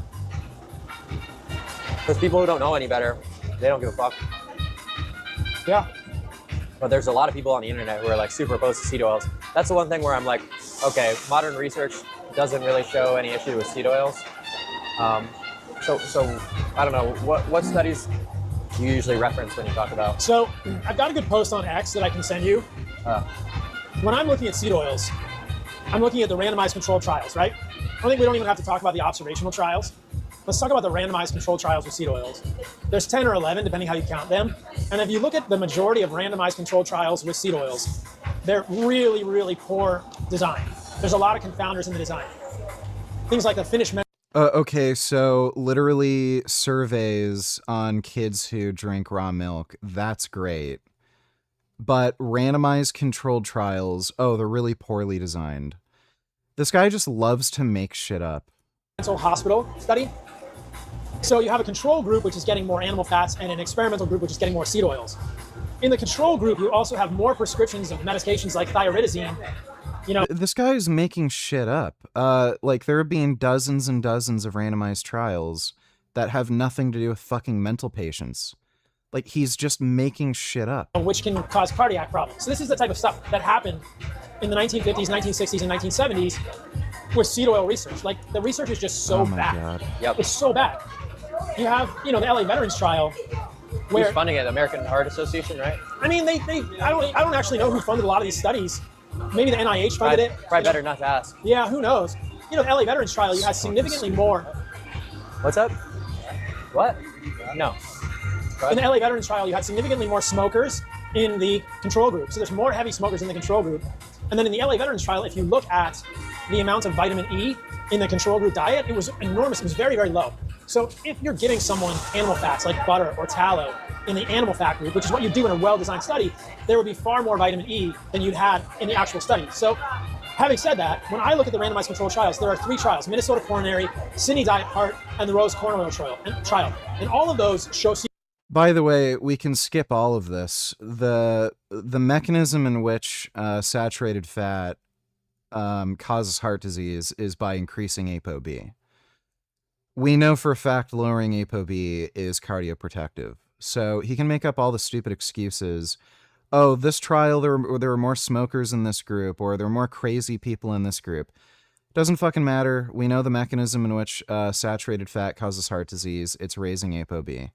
So whatever mechanism of lowering ApoB you use, whether that's dietary intervention, exercise intervention, drug intervention, it lowers heart disease, both prevalence and event rates.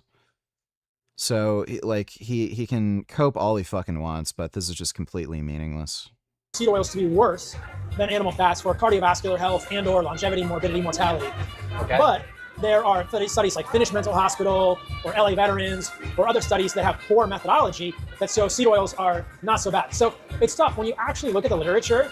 What does he mean show they're not so bad? They, like, replacing replacing butter and tallow with seed oils lowered heart disease event rates. You can't just look at a meta-analysis because it's not a level playing field, right? You have to go study by study and say, this study had these flaws. And to be fair, Minnesota Coronary, Sydney Diet Heart, and Rose Corn Oil, none of them are perfect studies. It's hard to do these, especially randomized controlled trials with humans and diet perfectly.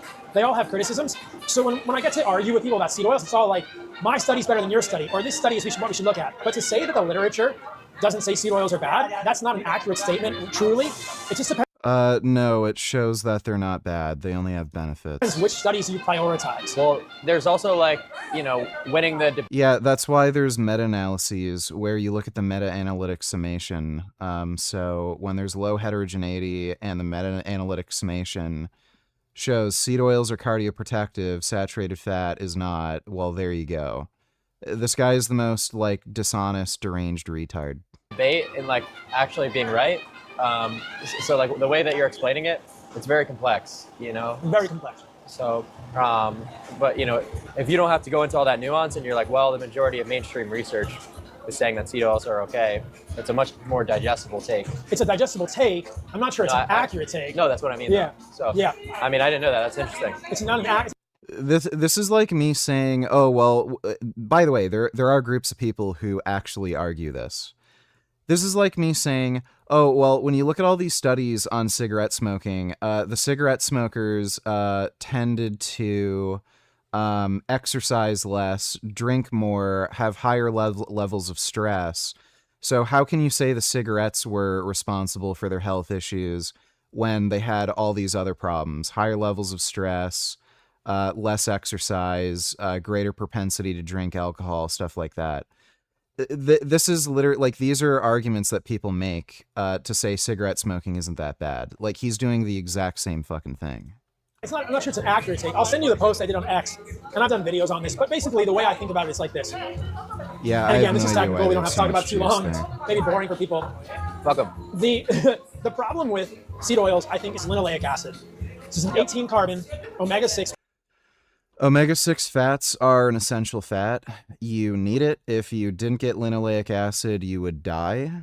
And there is absolutely no process in the body in which linoleic acid causes any inflammation or disease process to occur. So he's just making up this retardation. Polyunsaturated fat, right? Yep. This is the single greatest source of polyunsaturated fat in the human diet. The human body makes, we can make saturated fat. We can make palmitic acid. We can elongate it. We can desaturate it, right? We can put a double bond. Yes, that's because they're non-essential fats, you retard. Linoleic acid is an essential fat. This is like saying, any essential vitamin or nutrient is bad for you because we can't make it. And make a monounsaturated fat. We cannot make polyunsaturated fats. Those are fats with 2 or more double bonds. This means that we store those fats. When you eat linoleic acid, your body stores. Yeah, they're essential fats, stupid. You have a memory of how much linoleic acid you are 6 consuming. years, right? probably 2 to 4 years, depending on which pharmacokinetic studies you believe. But it stays in your body. You incorporate it, you store it. And so if you look at it historically, like anthropology, ethnography, it's very hard to get linoleic acid in nature. Maybe a little bit in nuts in the fall. Meat is very low in linoleic acid. Even wild chicken or fish, very low in linoleic acid. You're never really going to get more than 2% of By the way, people who consume more linoleic acid have a lower risk of dying. So if linoleic acid is so bad for you, why is it that people who consume the most have a lower risk of dying? your calories, probably closer to 1.5 from linoleic acid in nature. Yep. Seed oils are this immediate bolus of linoleic acid in the human diet. They suddenly made it very easy to get linoleic acid. Now our diets are 10 to 15% linoleic acid. So we have potentially 5, 7, 10 times as much linoleic acid as we ever have evolutionarily. Interesting. And my concern is that that is an evolutionarily inappropriate signal to our biology. So you think about, and again, this is just my hypothesis, but it's interesting to think about. When No, it's not a hypothesis. It's your stupid, dumb fucking rambling. would we have gotten a little more linoleic acid as humans? In the fall. And if you look at what happens at the level of the mitochondrial membrane, there are mechanisms which suggest or corroborate the hypothesis that excess linoleic acid in the mitochondrial membrane creates membrane stress and a failure of the mitochondrial electron No evidence for that whatsoever. Absolutely none. You're just making that up. transport gene, which could lead to mitochondrial dysfunction and insulin resistance. By the way, we know this for a fact. This has been mechanistically proven. Saturated fat causes mitochondrial dysfunction. This has been proven, unequivocally proven. So he's making the shit up that linoleic acid causes mitochondrial dysfunction, and that's the method in which it's harmful, but we know for a fact saturated fat causes mitochondrial dysfunction. But then he'll say saturated fat's good for you, eat tallow and butter. Like, this guy's a fucking clown. W, can you read this interesting post? Long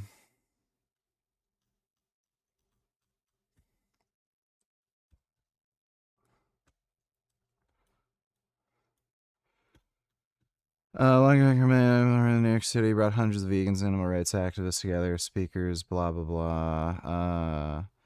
2026 Animal Rights March will not take place. That's because in 2025, Free Palestine activists co-opted the event, ruined it for organizers. Many of the participants displayed large Palestinian flag, protesters chanted about Israel, distributed handouts about Gaza. When the Free Palestine activists co-opted the march, several of the participants in my immediate vicinity peeled away. One woman was in tears. She told me that her mom was finally beginning to support her animal rights advocacy, left because she didn't feel safe. Group of activists who co-opted the march to advance their own agenda instead of organizing a march of their own didn't help anyone that day. Do you know who wasn't at the Animal Rights March? The many hardworking and committed Jewish activists left the movement because they could no longer withstand discrimination and harassment. Well, yeah, these pro-Palestine fucktards, like, they're just a bunch of communists, for one thing. And they're trained to do this. They're trained to co-opt all of these different fucking movements, infest and take over. That's what communists do. So these people are like, oh my god, dude, comparing fucking the meat industry to the fucking Gaza thing is just fucking retarded. These people are just a complete fucking cancer. Fuck these people. Thanks, W. A little bit of linoleic acid might be beneficial if you are a wild human in the fall. You get a little fatter, and that fat carries you through the winter. Is linoleic acid a signal for winter is coming in humans? And today, no, it's not. We are constantly signaling to our bodies that winter is coming. Yep, it's right? always getting fatter. Because you're always getting fatter. You're always giving your body excess linoleic acid. My cousin says protein powder is very bad for his kidneys. He also drinks a lot of alcohol. So, yeah, he's a complete retard. Alcohol is kidney toxic. And as we know, polyunsaturated fats, more double bonds, are more difficult for the body to control from an oxidative stress standpoint. So again, the seed oil conversation is nuanced. What I tell people high level is like, spend a month eating little or no seed oils, see how you feel, and then spend a month and eat whatever you want and see. Again, there's a lot of variables there, but see what you think. I think humans should not be eating seed oils. The only difference I notice is satiation and different foods. Besides that, so I feel very satiated from what we just ate now. Even though I could probably eat a fast food meal from Chick-fil-A that's double the calories and probably the same amount of satiation. That's what I mean. So that's very noticeable. That's noticeable, and that's immediate satiation.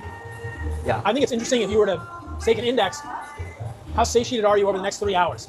Yeah, that's something that I'll definitely keep in mind. You know, because you can stuff yourself full of Chick-fil-A or In-N-Out and just get like actual stomach distension. I'm full. But my suspicion would be that you will be hungrier sooner, right? Because when I eat food like this, man, you can maybe go the whole rest of the day without eating. I don't know about that for me, but Is that why you're a skinny fucking toothpick? It depends, right? yeah, I haven't pinned my Retta in like 9 days, so You haven't? no. Usually I do 10 mg every 5 days, which is like a gigadose. That's a big dose, bro. Yeah, I know. So you haven't done it in 10 days. Why not? Just been lazy. How do you feel? Do you feel different? Hungrier, but not much different. No. I'm surprised he'd need that much fucking Retta. That is a crazy high dose. I would say that, I mean, I'll do that. Like, I'll go 2 weeks without taking Retta sometimes, and besides being a bit hungrier, it's not that much of a change. With the high doses of Retta, do you notice anhedonia, like lack of interest in life? That's one of the things I worry about. No? No, I've been on Retta since 2024, so I mean, I can't really recall. I don't notice anything like that. I think certain other things probably do that, like stimulant withdrawals. Yep. But no, nothing else. Because you know what's interesting? Again, I have not gone deep down this rabbit hole, but the little bit of research I did was really interesting. There are GLP-1 receptors in the brain, right? Obviously, Correct. It's kind of how it works. And they end up in these mesolimbic pathways, these pleasure pathways in the brain. Changes your dopamine reward system. Yes. Yeah. That's how it Yeah, that's probably why they're good for treating alcoholism. works. And so they'll probably be very helpful for addictions, but will they, my concern has not been proven yet, could they potentially make us less interested in engaging in other reward-seeking behaviors? Socializing, flirting with people, finding mates, romance with your partner, this kind of thing. It makes like doing task-oriented things more rewarding, but all those are cope anyway, like socializing and stuff. Mostly cope. Why do you say that? Well, I mean, what do you really gain from socializing outside of like being a live streamer? Don't you think that like humans are meant to be community-based? Well, that doesn't make it productive. Sure it does, because then people are in your network and they can protect you or support you. Historically, you know, humans would support. Yeah, I'd rather stay away from most people since they're idiots like Paul. Each other. You don't get with you, but we'll agree to disagree. Yeah, so Retta maybe wouldn't have the worst effects ever. I would say the MSAM, the selegiline, MAOB, you know, that's certainly been the biggest change to my mental state. How so? Positive? Yeah, it's been super positive. Made me super, super goal driven and like being really like content motivated, but it's made me less social as well. So it's interesting. Do you stream every day? Yeah. How much of your 7 days a week you're streaming? So you're just grinding right now. Well, I mean, like most of them, like I would say that maybe like 4 of them are like long streams, and the rest are like only 1 hour. And what's a long stream? 4 or 5 hours? Yeah. Okay. Something like that. So if you were going to stream for 1 hour on a day, what do you do the rest of the day? Just work. Which is like making content, or what do you do?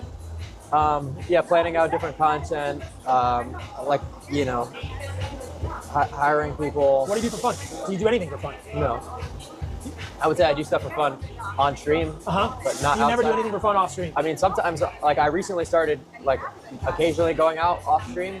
But that's like, it just feels unproductive. I don't know.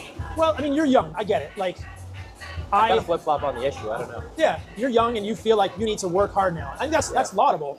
The nudists. Nudist is one of my favorites. Has a little espresso in it. On the move is great. Still a little, Sweet potato fries, dry freeze. What else is here? Tortilla chips. Tortilla chips cooked in tallow. Almond butter. This place is trying, man. They're doing good stuff. It's all in glass and shit too. Yeah, as much as they can. Nothing that's really jumping out to me. I mean, I'm not like, wow, I need this. No. Whoa. Okay, that's some cereal though. Look at this. Do you eat cereal? No, not anymore, but I used to as a kid growing up. I mean, the cereal's better than other stuff, but.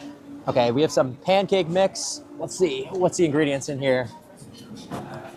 Where do we? Ingredients: almond flour, arrowroot, coconut sugar, coconut flour. Okay, so pretty solid. Pretty good, man. Pretty good. This was one of the major video. We could try. I don't pick them based on baking from, you know? Is it? It's like, that's non-primal though. It's like very wholesome. All the stuff. Did you ever see the original Kale is Bullshit video? Kale is bullshit. Probably. Yeah. That was like one of your more popular statements. Don't you have a T-shirt that says that? Yes. Kale So is one of the first videos I ever did was like, kale is bullshit. And the idea was defense chemicals, right? Yep. So kale is part of the brassica family. We're getting kind of technical here, but the brassica family has a series of compounds in them called goitrogens, specifically goitrogens. Goitrogens? Isothiocyanates, which can inhibit the absorption of iodine and level the thyroid. So I don't know, I'm not a fan of kale. It gives me Yeah, he's afraid of vegetables. massive gas too. This was one of the major gas producers for me. So we talked earlier about like how I used to fart like crazy, and kale would crush me. Yeah. So I mean, this is an interesting. Purple cauliflower. Purple cauliflower. You know, this is the same species as kale, right? The same with this. So this is the broccoli romanesco. This is like, I always used to love this. Like, this is fractals, man. Wow. That's some pretty crazy broccoli. I mean, that would look amazing if you were on psychedelics or entheogens. Do you take that, psychedelics? I've done mushrooms twice in my life. They're cool, bro. I hate those. And I don't do them anymore. I did big doses because I wanted to experience it. Have you done it before? Yeah, I've done mushrooms 2 or 3 times, and I've done LSD once. I think that like you can do too many psychedelics. Oh yeah, Connor Murphy, Max. I don't know. Is it he? Yeah, he went nuts. He took ayahuasca. The whole interesting scenario with him. Yeah. Passed away. Is he the guy that died in Thailand? Yeah. Oh. Yeah. So no, I mean, the way that I think about it is like, you're in an altered brain state, and you might come up with these ideas like, I'm gonna be like a singer or some shit, and convince yourself that it makes sense. Yeah. Because your brain state is altered, and then you're like, fuck, you turn into a hippie or something. There's some interesting research happening now for PTSD and stuff in veterans, but I think people should be careful with them. I think they can be overused very easily. Oh, thank you. Dude, and he intends to help people, but I disagree with some of his conclusions in the end. That's how it's supposed to be. It's good to have healthy discussion with people. So I don't think he's wrong necessarily, but in his Holy Diver, did you see the videos of that holiday in Gaza where everyone, including kids, just sadistically torture cattle for fun, cutting it all over the body, stabbing in the eyes, etc.? No, but I don't want to see that. But yeah, that's just what Muslims do. They're savages. Thanks, Holy Diver. and his facts, but I think he's just wrong in what he's trying to do. And he's trying to have his lifespan just be this super ridiculous because, like, obviously when you eat meat, any mTOR signaling, like protein, it's aging, right? And he's trying to be catabolic, so. Yeah, I don't know, man. I think that, like, so many things trigger mTOR that are so valuable for us as humans. Exactly. Exercise. I agree. Yeah. So, like. And I don't know if I'd consider it aging, because without mTOR, you're like a dwarf, you know? Like. Right, but that is, like, technically what's necessary to have your lifespan be as maximized as possible. But it's like, why would you want to live this extended lifespan as, like, a subhuman, like I said before? Yes. Yeah. So I'm very pro mTOR, obviously working out. Yeah. All that shit. Like, I don't want to be 130. You know, And skinny and, like, weak. And There's a genetic limit with the human lifespan. It's individual from person to person. For most people, it seems to be around 90. And then some people get lucky and it might be like 100. I think there was a paper published recently where they estimated the maximum human lifespan would be around 120. So this bullshit with reducing mTOR signaling, it doesn't end up making a difference. You're going to die anyway. So it doesn't extend life. You're just making yourself weak and small and frail and skinny. You're going to be more prone to getting osteoporosis, hip fractures, broken bones, and like all this other crap that's going to be a way bigger issue for you than like a fucking mTOR thing. I'd rather be like 70 and, you know, blasting roids. yeah. Maybe somewhere in the middle. Maybe somewhere in the middle. I'm not convinced mTOR is going to shorten your lifespan. I think there's so many valuable roles for mTOR in the human body, but yeah, I wouldn't want to be. You see these guys. What worries me about Brian Johnson is that people will try and adapt his methods. The fact that he's doing a calorie-restricted vegan diet, I don't think that works for many people, you know? How old is Brian right now?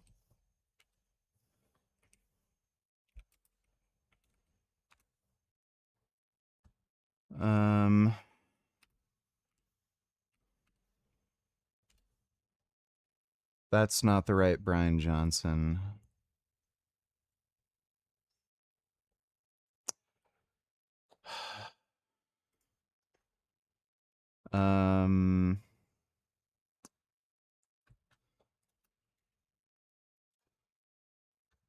He's 48, so he's basically the same age as Paul. He looks younger and healthier than Paul. So, like... You think about the number, we talked earlier today, you know, like the value of red meat in the human diet. Creatine, carnitine, anserine, taurine, B12, K2. Like, it's so hard to get the nutrients you need on a vegan diet. Maybe you could do it if you're super, super... Buddy, you look like a starving fucking crack addict. Like, I love how he says this. When he is so weak and skinny. And then here I am. I wonder how I'm getting all my nutrients. Intentional, but it's just so hard. And then a calorie-restricted vegan diet, it's like, man. You have to be super autistic to fucking follow a diet to that. And look, I mean, I respect autism. That's where This is fucking retarded. a lot of beautiful, intelligent people live, you know? But I don't think it works for many people. I don't think it works for many people. And that's, I think he does a decent Yeah, that's why vegans have better health outcomes on average. job of saying that, but I just want him to say that clearly, like, hey, a calorie-restricted vegan diet is not the only way to live well and long. There's plenty of people in the world. You know about the blue zones? No. So the blue zones are this concept that Dan Buettner came up with National Geographic. The blue zone thing is just bullshit. Basically, there are people committing, it's pension scams. So their parents die, they don't report their deaths, and then they keep collecting their pension. Democratic states? No. There are 5 regions of the world that people always think about as longevity regions. It's Okinawa, Sardinia, Loma Linda, California, the Nicoya region of Costa Rica, and I'll think of the 5th one in a second. But the problem with these, it's Ikaria and Greece.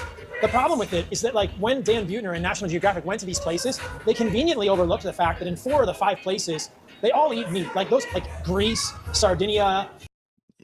Everywhere eats meat. It's the fact that they eat less. Okinawa and you know, other regions of the world that have longevity, they all eat meat. Loma Linda is a Seventh-day Adventist town where, like, the religion doesn't permit the eating of meat, but they do eat meat. Not every one of them is vegan or vegetarian. Okay. It's interesting. Like, if you look at longevity, there's no good evidence suggesting that longevity is inversely correlated with meat consumption, right? Yes, there is. The Californian Adventist vegetarians have the longest life expectancy of any formally studied human population. And again, when you look at the research on like proportion of diet made up of plants versus meat, people live longer when they eat a diet with a higher proportion of plants. So there's no evidence really that meat shortens our lifespan. There's actually evidence that meat lengthens the lifespan. There is no evidence of that whatsoever. Observational studies, which may be confounded by gross domestic product of the country that you're looking at, because meat consumption correlates with more financially advanced countries, which is like better sanitation. But I think that there's a lot of convincing evidence that eating meat correlates with... Yeah, that's why the Californian Adventist vegetarians are the longest living people on the planet. A normal, long, healthy lifespan of humans. So I don't want people to worry about that. I'm such an apologist for meat. Yeah, exactly. I mean, I would say it's definitely just a small bit of nuance. And like, I'm not saying, you know, don't go out and eat meat if you want to live a long time. Yeah. But I'm just saying, like, if you're taking things to the absolute extreme with longevity maxing, technically he's not wrong, in my opinion. Some of it is interesting, yeah. I think that, some of his methods, I think, questionable. And it's interesting to see where it all ends up. All these people saying protein restriction will make you live longer, they're just fucking retarded. They have no idea what they're talking about. You know, I mean, what's your bet? How long do you think he's going to live? I think he's probably going to live to be about 85 or 90 years old. Well, right now, I think he's got some autoimmune issues, right? Yes. This was a big thing recently, that he had this autoimmune gastritis. By the way, Paul has admitted to having autoimmune issues. He had psoriasis. There was some controversy on X about, like, the actual diagnosis when people were looking at the biopsies. There were some people theorizing that it was related to the 100 different pills that he eats daily. You know, that might have created some irritation in the lining of his stomach, but... That's not what it was. What do you speculate? I mean, I think that he could have autoimmune gastritis. He has autoimmune thyroid disease. And so that's the other thing with him, is that if he were not... He's been taking thyroid supplements since he was in his 20s, and with his calorie-restricted diet, his thyroid would be tanking, right, if he were not on levothyroxine. And so, for me, when he came out and started talking, look, none of us are perfect, but I felt like it was a little disingenuous of him to say, I'm the healthiest human on the planet, I have the best biomarkers on the planet, when you're really just covering your thyroid disease with a thyroid hormone, right? Because we know that your TSH would be high, your thyroid hormones would be tanking on a calorie restricted diet. You just can't restrict calories like that and expect your thyroid to be happy. And now he's come out and said, oh, I have autoimmune gastritis. And it's like, oh, so you weren't the healthiest human on the planet and all of your biomarkers weren't perfect? I feel like I'd keep that one under He never claimed that. wraps if I were him. He got a lot of flack for it. I ain't gonna lie, yeah. I probably wouldn't have posted about that one. But look, like, respect for being honest. Respect to him for being honest. But I think that, you know, like, we've all... I don't know how they expect, like, what does this have to do with his diet or lifestyle? What, like, oh, you're eating you have the best lifestyle, but you have a genetic condition? Oh, well, I get it's like fucking stupid. We've all made errors, and, you know, like, but to say, I mean, he was brazenly saying, I'm the healthiest human on the planet. It's like, bro, you have your ferritin, you know, your iron stores are super low. Yep. You know, That's because of his autoimmune disease. you're not, you know, like, okay, look, we're not expecting anyone to be perfect, and we appreciate the quest toward longevity and health, but that really rubbed me the wrong way. And, you know. He's interesting regardless. Yeah, he's an interesting guy. Clearly very intelligent. Yep. You know, and thinking about stuff in Definitely fucking smarter than you, dipshit. interesting ways. So, I mean, yeah. We got to get back to your fun, though. Okay. How do we find things that are fun for you, dude? Like, okay. Did you guys just get it? Yeah. To a stream, like, without too much, like, I don't really have any stress about it. I'm just gonna go do my thing. I'm not looking for just like the next. Yeah. Would you ever consider going fully natty? Never. Never. No, that's a cope. I mean, for what? Don't you have any curiosity of how you would feel? No? I would feel worse. I wonder if you... You would objectively feel worse if you were a natural. That's just stupid. It's not a question. Like, I would feel worse. I'm sure you would feel worse in the short term. No, I feel worse in the long term too. My I test wonder. levels are much higher being off my endocrine system than on it. I guess now There's no way to match it. You've done TRT for so long now that your testicles might not ever produce any testosterone. Even if the highest, you know, natural testosterone level in the world will never be comparable to taking TRT. What is your at a dose? What is your higher testosterone dose. level on a daily basis now, do you think, when you check? Usually I'll be like on the dose of test I'm at now, probably like around, I'm above 2,000. 2,000? Yeah. What does that feel like? I'm above 5,000. Yeah, dude, when I was natural, I only got my testosterone checked once in my life, but right before I hopped on gear, I checked my test. It was at 550. I went on 210 milligrams of test cypionate a week. That brought my serum test score to 2,220. Dude, going from 550 to over 2,000, you feel like a fucking superhuman. Just fucking incredible. I gained 20 pounds of muscle mass in only 2 months, and you just feel fucking amazing. It's like you took Captain America's super soldier serum. So, like, Paul fucking saying this dumb shit, like, oh, if you were natural and you had, like, a good high test score of, like, maybe 700 or 800, you'd feel better. You wouldn't. Like, that's just fucking retarded. Most men would feel better if they got their testosterone over 2,000. I think that's probably ideal for most men. Going from over 2,000 to over 5,000, as far as like mental benefits, I don't notice any difference. You do build muscle more, but like as far as like the mental cognitive benefits and shit, there's not a difference at that point. You kind of only have like the honeymoon effect of like blasting roids and feeling it for like the first month. Like after the first week or so, your libido shoots up pretty significantly where you just feel like out of control. And then you kind of like notice all the physical effects and your drive goes up. But then it kind of all returns to baseline. Really? Yeah. So you don't really feel that different after like that first. I definitely fucking feel different compared to when I was natty. So there's people who talk about the honeymoon phase. You still feel way fucking better versus just being natural. My libido is higher compared to when I was natural too. I did have a ridiculous, stupid increase in libido when I first hopped on. Like that was absurd. It went closer to baseline, but it was still elevated. Just initial spike. Do you think that's androgen receptor density? We could ask Derek.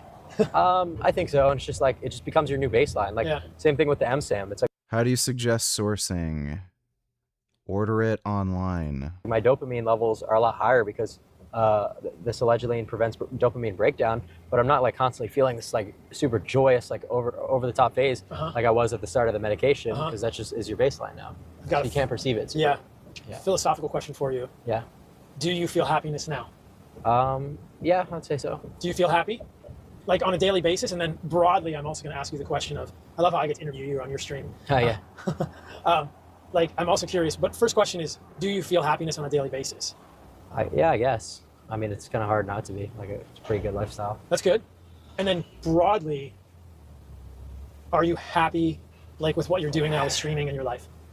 I don't really love streaming a lot of the time. I think it's just because I do it so much. When I first started doing streaming, I really liked it. But now it's just like, you know, when you have to do something every day, it gets a little bit boring. Yeah. So I think if I only streamed like, you know, once a week or whatever, I'd fucking... People, do you just like meeting the girls? Does that get old? One, even though that's like... What's that? Brownie butter. We got a chocolate one here. Or cookie dough without chocolate would be good. Just tretinoin.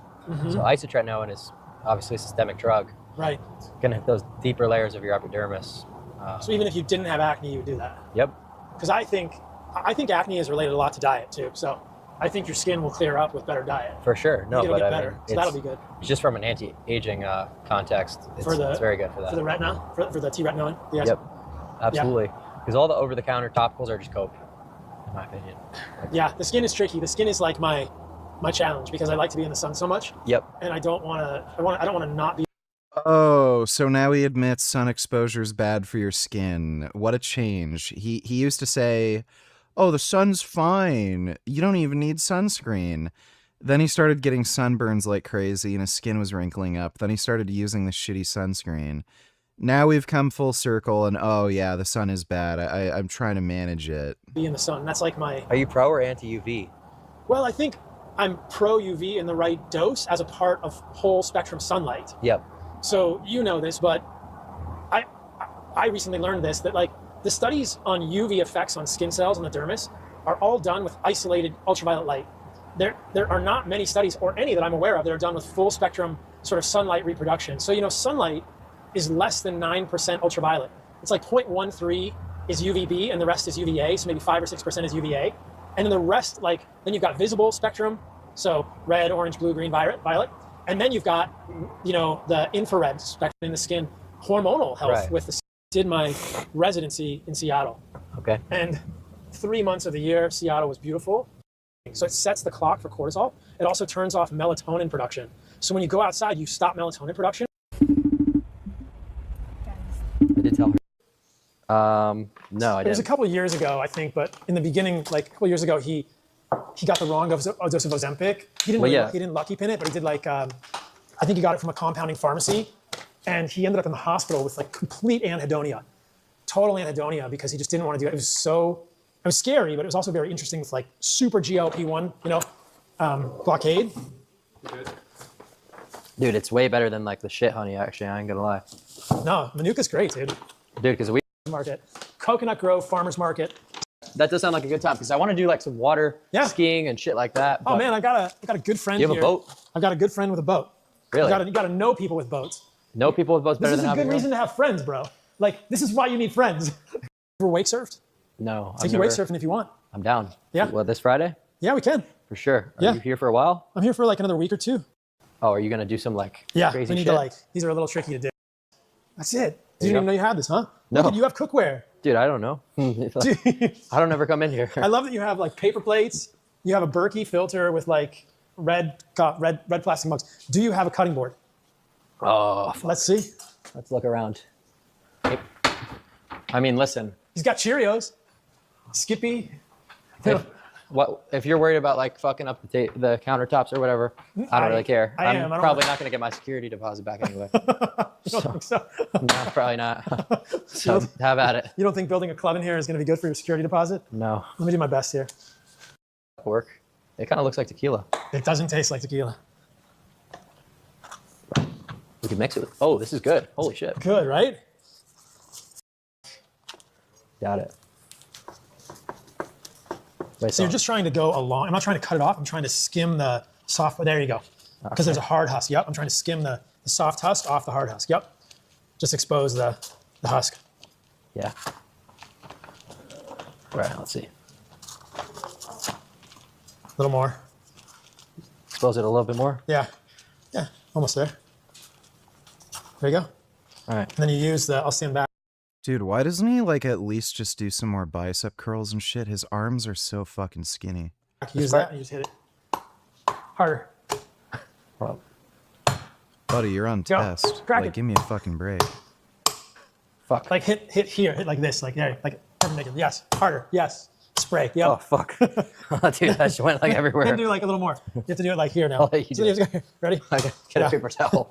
Fuck. Oh jeez. There's probably a better way to do it. But there you go. No, there's your coconuts there. Success. Thank you very much. We got extras. These are quite good. They're good, man. Right? Read some of the feedback from the people in here. Huh? So this is foiling. Well, oh yeah, I've seen that before. I This just is- didn't know the name of it. Yeah, and this is obviously not what we will do on the first day that we're foiling together. But like, isn't that crazy? You're like flying above the water. I've got foils. You don't think I could do that the first try? If you can do this the first try, I will be impressed. You will crush. It's hard. We'll Alright, get fuck video. I bet people would love to see you on a foil. It's challenging. I'm down. They said which milk is the best? Raw milk, probably. Well, I like raw cow's milk. Buffalo milk is amazing. If you've had raw buffalo milk, is killer. Yeah, that's weird and gross. I'll stick to soy milk. Goat's milk is good for people who are too sensitive to cow's milk sometimes. But if you don't tolerate cow dairy or buffalo dairy, then just do something like almond milk, like we did earlier. But Yep. just make sure it's pure almonds and water. You don't want the carrageen in the gums. Okay, what about kefir? Kefir is fermented milk. Yep. So diabetes or insulin resistance. You have a bug right here.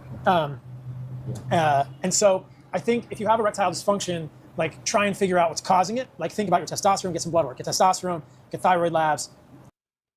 There's probably 3 or 4 basic reasons why you'd have erectile dysfunction. If you're younger and you have erectile dysfunction, there's three causes that are most likely. First cause is going to be psychological, which I think is downplayed a lot. Second is going to be androgen deficiency, and third is going to be serotonin sensitivity. So the serotonin is the neurotransmitter that turns off sexual interest and arousal, and it also lowers penile sensitivity. So those are going to be the 3 main causes, especially if you're younger. And then in older adults, those same things still apply, but you also have to consider heart disease, atherosclerosis, and high blood pressure. That's also a big factor. Check your fasting insulin, make sure you're not diabetic, and start there. Yeah. Okay. Absolutely. They said, how many calories do you eat in a day? You said about 3,000. About 2,800 to 3,000 right now. I'm Okay. 5'9" and 165 pounds. Okay. But that's Victim weight. just me. And the asterisk I would add there is that my thyroid works well, right? So I have metabolism and I have a good basal metabolism. We weigh about the same. You've got to weigh more than me now.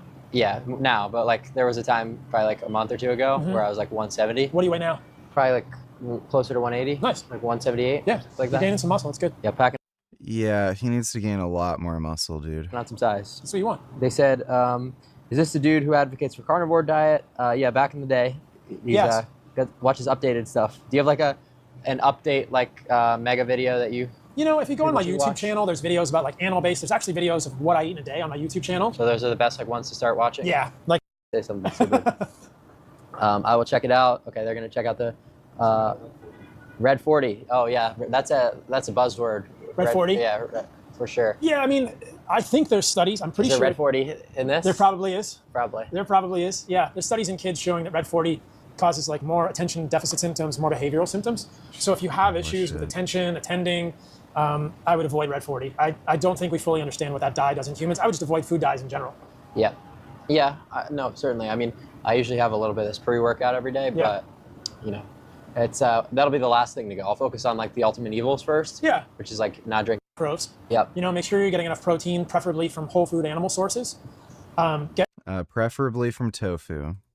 Good quality carbohydrates, sweet potatoes, fruit, squash. Careful with the Yeah, those are all fine. There's no problem with grains whatsoever. grains unless you're okay with grains. Stay away from sugar. Get fat. Dude, I'll tell you what. Whole grain bread with Vegemite, that is anabolic as fuck. Along with your food. Great fucking pre-workout carb. A lot of times people don't really have to think about fat. It just comes with your meat. Correct. And then once you do the macros, think about food quality and then start eliminating things like carrageenan or Red 40. Yeah, that's why with the whole thing of weightlifting, people will go in the gym sometimes with a beginner showing them what to do, and they'll show them all these advanced techniques and just overload them with information to where they never want to do it again because they just perceive it as this super complex thing. But if you just tell someone, go in the gym and just do random shit and figure it out, and eventually you'll kind of figure out the form and stuff, I prefer that. Yeah, like the gym. Basic movements, start with basic movements, right? Mm-hmm. Start with basic macros, go from there. You don't have to be rigging up like a D handle to like the pull and do these weird movements. Yeah. No, in the It's all gym. silly. So I think, we didn't really talk about this, but I think, and you can let me know if you agree with this, I think you could go into the gym and do push-ups, pull-ups, air squats, and just like standing jumps in 15 minutes, and that's so much better than nothing. Right. Push-up, you can do most of that. If you had a pull-up bar, you can almost get a full workout with the floor and a pull-up bar. Correct. Push-ups, deep squats, and pull-ups, that's a great start. You can do more, obviously, but that's just simple movements. Win. The chat didn't say this, but I'm wondering your position on chicken and turkey. They're great. I like red meat more. I don't know if that's because red meat often has more fat, and I find it more rewarding. More nutrients Maybe as well. It tastes better. So I'm gonna say it has more nutrients in it and all this other good stuff, but it just tastes good. Like I think red meat does have more nutrients, but chicken and turkey are they're very nutrient rich also. Yeah, you don't have anything wrong with them. You just prefer it's harder to find high quality chicken and turkey. Like I can go to a butcher and I guess what? Tofu's tofu. Just eat fucking tofu. can say I want grass-fed meat. If you wanted like the best meat, you can go, okay, I want grass-fed beef. And that cow ate grass its whole life, which is what a cow is supposed to eat. There's nothing wrong really with grain-finished meat. I just think grass-finished meat is better for humans, better for the planet if you care about that. It's hard to find like I don't know how he figures it's better for the planet. It requires way more land use. really well-raised chicken. We were talking about it with the eggs. Like most chicken is such a commodity. They're such small animals that you have to pack them together to raise them on scale to make it profitable. Right. So that's just hard, But chicken and turkey are fine. Oh, gay. Gay.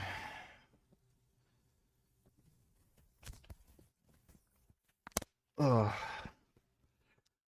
Imagine being that much of a bitch. They're animal foods. They're super nutrient rich. If you like chicken and turkey more than beef, great. Like my fiance, she's on a chicken and fish kick right now. Rock and roll. That's fine. Fish. Do you do tilapia or anything like that? I don't do any fish because I don't like the way it tastes and I worry about the heavy metals. I think that if you want to do fish, just be aware This fiance must be such a dumb bitch. that some fish are higher in heavy metals than others. Tuna, halibut, bigger fish, more heavy metals. Wild salmon, better. Yeah. But not perfect. No fish is perfect. Exactly. We've just polluted the ocean, unfortunately. And to be fair, if you want to eat fish, go to some of these Miami nightclubs. Key here. I'll tell you the truth. You know what I mean? Like, what, they serve sushi? No, not exactly. But yeah, I like chicken just because it's a lot leaner. And that can work. Or you can get really lean ground beef, or you could get a really lean steak. Like 93.7? You could get 93.7 ground beef. You Guess what? Tofu is pretty fucking lean. could get a cut of meat like a tenderloin. Yep. And that's going to be a much leaner cut than like a New York. New York is actually not that fatty if you cut off the sort of fatty cow. Yeah, it almost works out to where like if you want to bulk or be at a deficit versus get leaner, you can just kind of just do like a replacement of like beef to chicken. Then you don't have to really adjust any other metrics, and that'll put you like at a perfect fucking deficit. Or you could just do leaner beef or something. Yeah, exactly. So I'd rather just tweak that. Yeah. Than anything. Yeah, I just think. Do you like chicken? Yeah, I do. Yeah. I think chicken's good if it's prepared correctly. But like a lot of the times, homemade chicken it's not done right. It's pretty dry. It's hard. Yeah, it's very hard to make. That steak we had today I thought it was really good. Tofu's very easy. Yeah, I thought it was all right. I think just was a little too rare for me. Yeah. But if you prefer that, then I thought it was awesome. They did a good job. I like a more medium well type of situation. Next time we go back, we can have them cook it more for you, I'm sure. Yeah, okay. They would cook it more. But I like the other place that he has, Gecko. I don't know. Like, do you go to any of these restaurants around here in Miami? I haven't been to many restaurants in Miami, man. No. Do you find it difficult to get food that's like within your guidelines? A little bit, but I don't want but not everybody is as strict as I am, you know? It's like, we talked about this. I'm kind of, that's like where my brain, you know, is like pretty strict and kind of, you know, I'm just very focused on that, very disciplined. That's just where I feel best mentally. So there are restaurants in town that I could go to, but if I were going to go to a restaurant like Paul Saladino, I would just go and look for like a good quality steak. If I go to a restaurant, I'm not going to get something with sauces because all the time at restaurants, like whether food was like, you know, sometimes they ask if the steak was like grass fed, and all the servers will just bullshit. Where I used to work, they used to just say, yeah, it's organic. You know, they'll ask sometimes. I'm sure it does. And is it? I fucking hate it. You don't like it? No. I think that. It's interesting. Like it's a good ambiance. You know, I like to see the do timing, right? So like, obviously, if you're going out to eat at a restaurant every single day. Yeah, I feel like it's a good. Restaurants are a good date in general, I guess. No, no, I disagree. Yeah, I wouldn't really say so. What would you rather do on a date? Do you go on dates? No, no, not really. Not anymore. Not anymore. But like, where you're doing some. I mean, I used to do restaurants a lot, but unless you're like super neurotypical, it winds up being like a fuck up in my opinion, because you're forced to literally sit there and converse for sometimes an hour and a half. And if you run out of conversation or if it becomes awkward, I think they just like to finesse a free dinner out of people. Fair. Yeah. Make a guy pay for it. So they're fair. I think that they're like SMB is high enough where you don't have to do like shit. Riding bikes on the trail. I should get fun. a bike. That's a good idea. I want to get a golf cart too. Take that around. That'd be pretty fucking. I don't want to go too crazy either, but just like, you know. Yeah. Yeah. I went out here one time with some friends and for real. Yeah. Rent a boat. Do it. Yeah. And I think that I think it's cool that you're showing people your evolution. You know, because like you said earlier in the stream, I don't know if people saw this. We met, I guess, over a year ago in Los Angeles, and you know, you've evolved a lot. You've had a lot of exposure since then. You've evolved a lot. And I'm excited for the health phase that you're going through. Yeah, sure. And eating better food. I mean, this is a great example that we were able to go grocery shopping and show people the food, because I think you're going to feel better and you're going to look better when you. Bro, why in the fuck would anybody listen to Clav for like health shit or Saladino? Here I am, jacked as fuck, mogging everybody, but oh, nobody wants to fucking listen to me because he eats tofu. I don't want to be that big and strong and healthy. Like, fuck me. People just love hearing like good things about their bad habits. You eat better food, and I love what you said earlier. Like, you're not hungry right now. You're full because you're not eating like processed food. It's so much easier to do it, but if you can just eat good quality food, it's really worth it. And I think that like you're an example for a lot of people, and this is a great example to set. So I'm stoked. Oh yeah, for sure. All right, dude, well this there cat it is so Thanks, brother. huge. We have Dr. Paul Saladino. Thank you for joining. Yeah. And all right, well that was highly retarded, as you would expect. It is very late. Dodo wanted me to react to this. There's no fucking chance we're reacting to this tonight. We'll watch this tomorrow. There's some bricks and minifig shit. So we'll react to that tomorrow. The plan is to train legs tomorrow. I might stream that. And yeah, just do the usual. So we'll probably do a leg workout stream tomorrow, and then just normal stream in the evening. You know, the usual shit. But big thanks to everybody who donated on Streamlabs. Really appreciate it. Hope you had fun. Sweet dreams, and I will see you all tomorrow. Nighty night.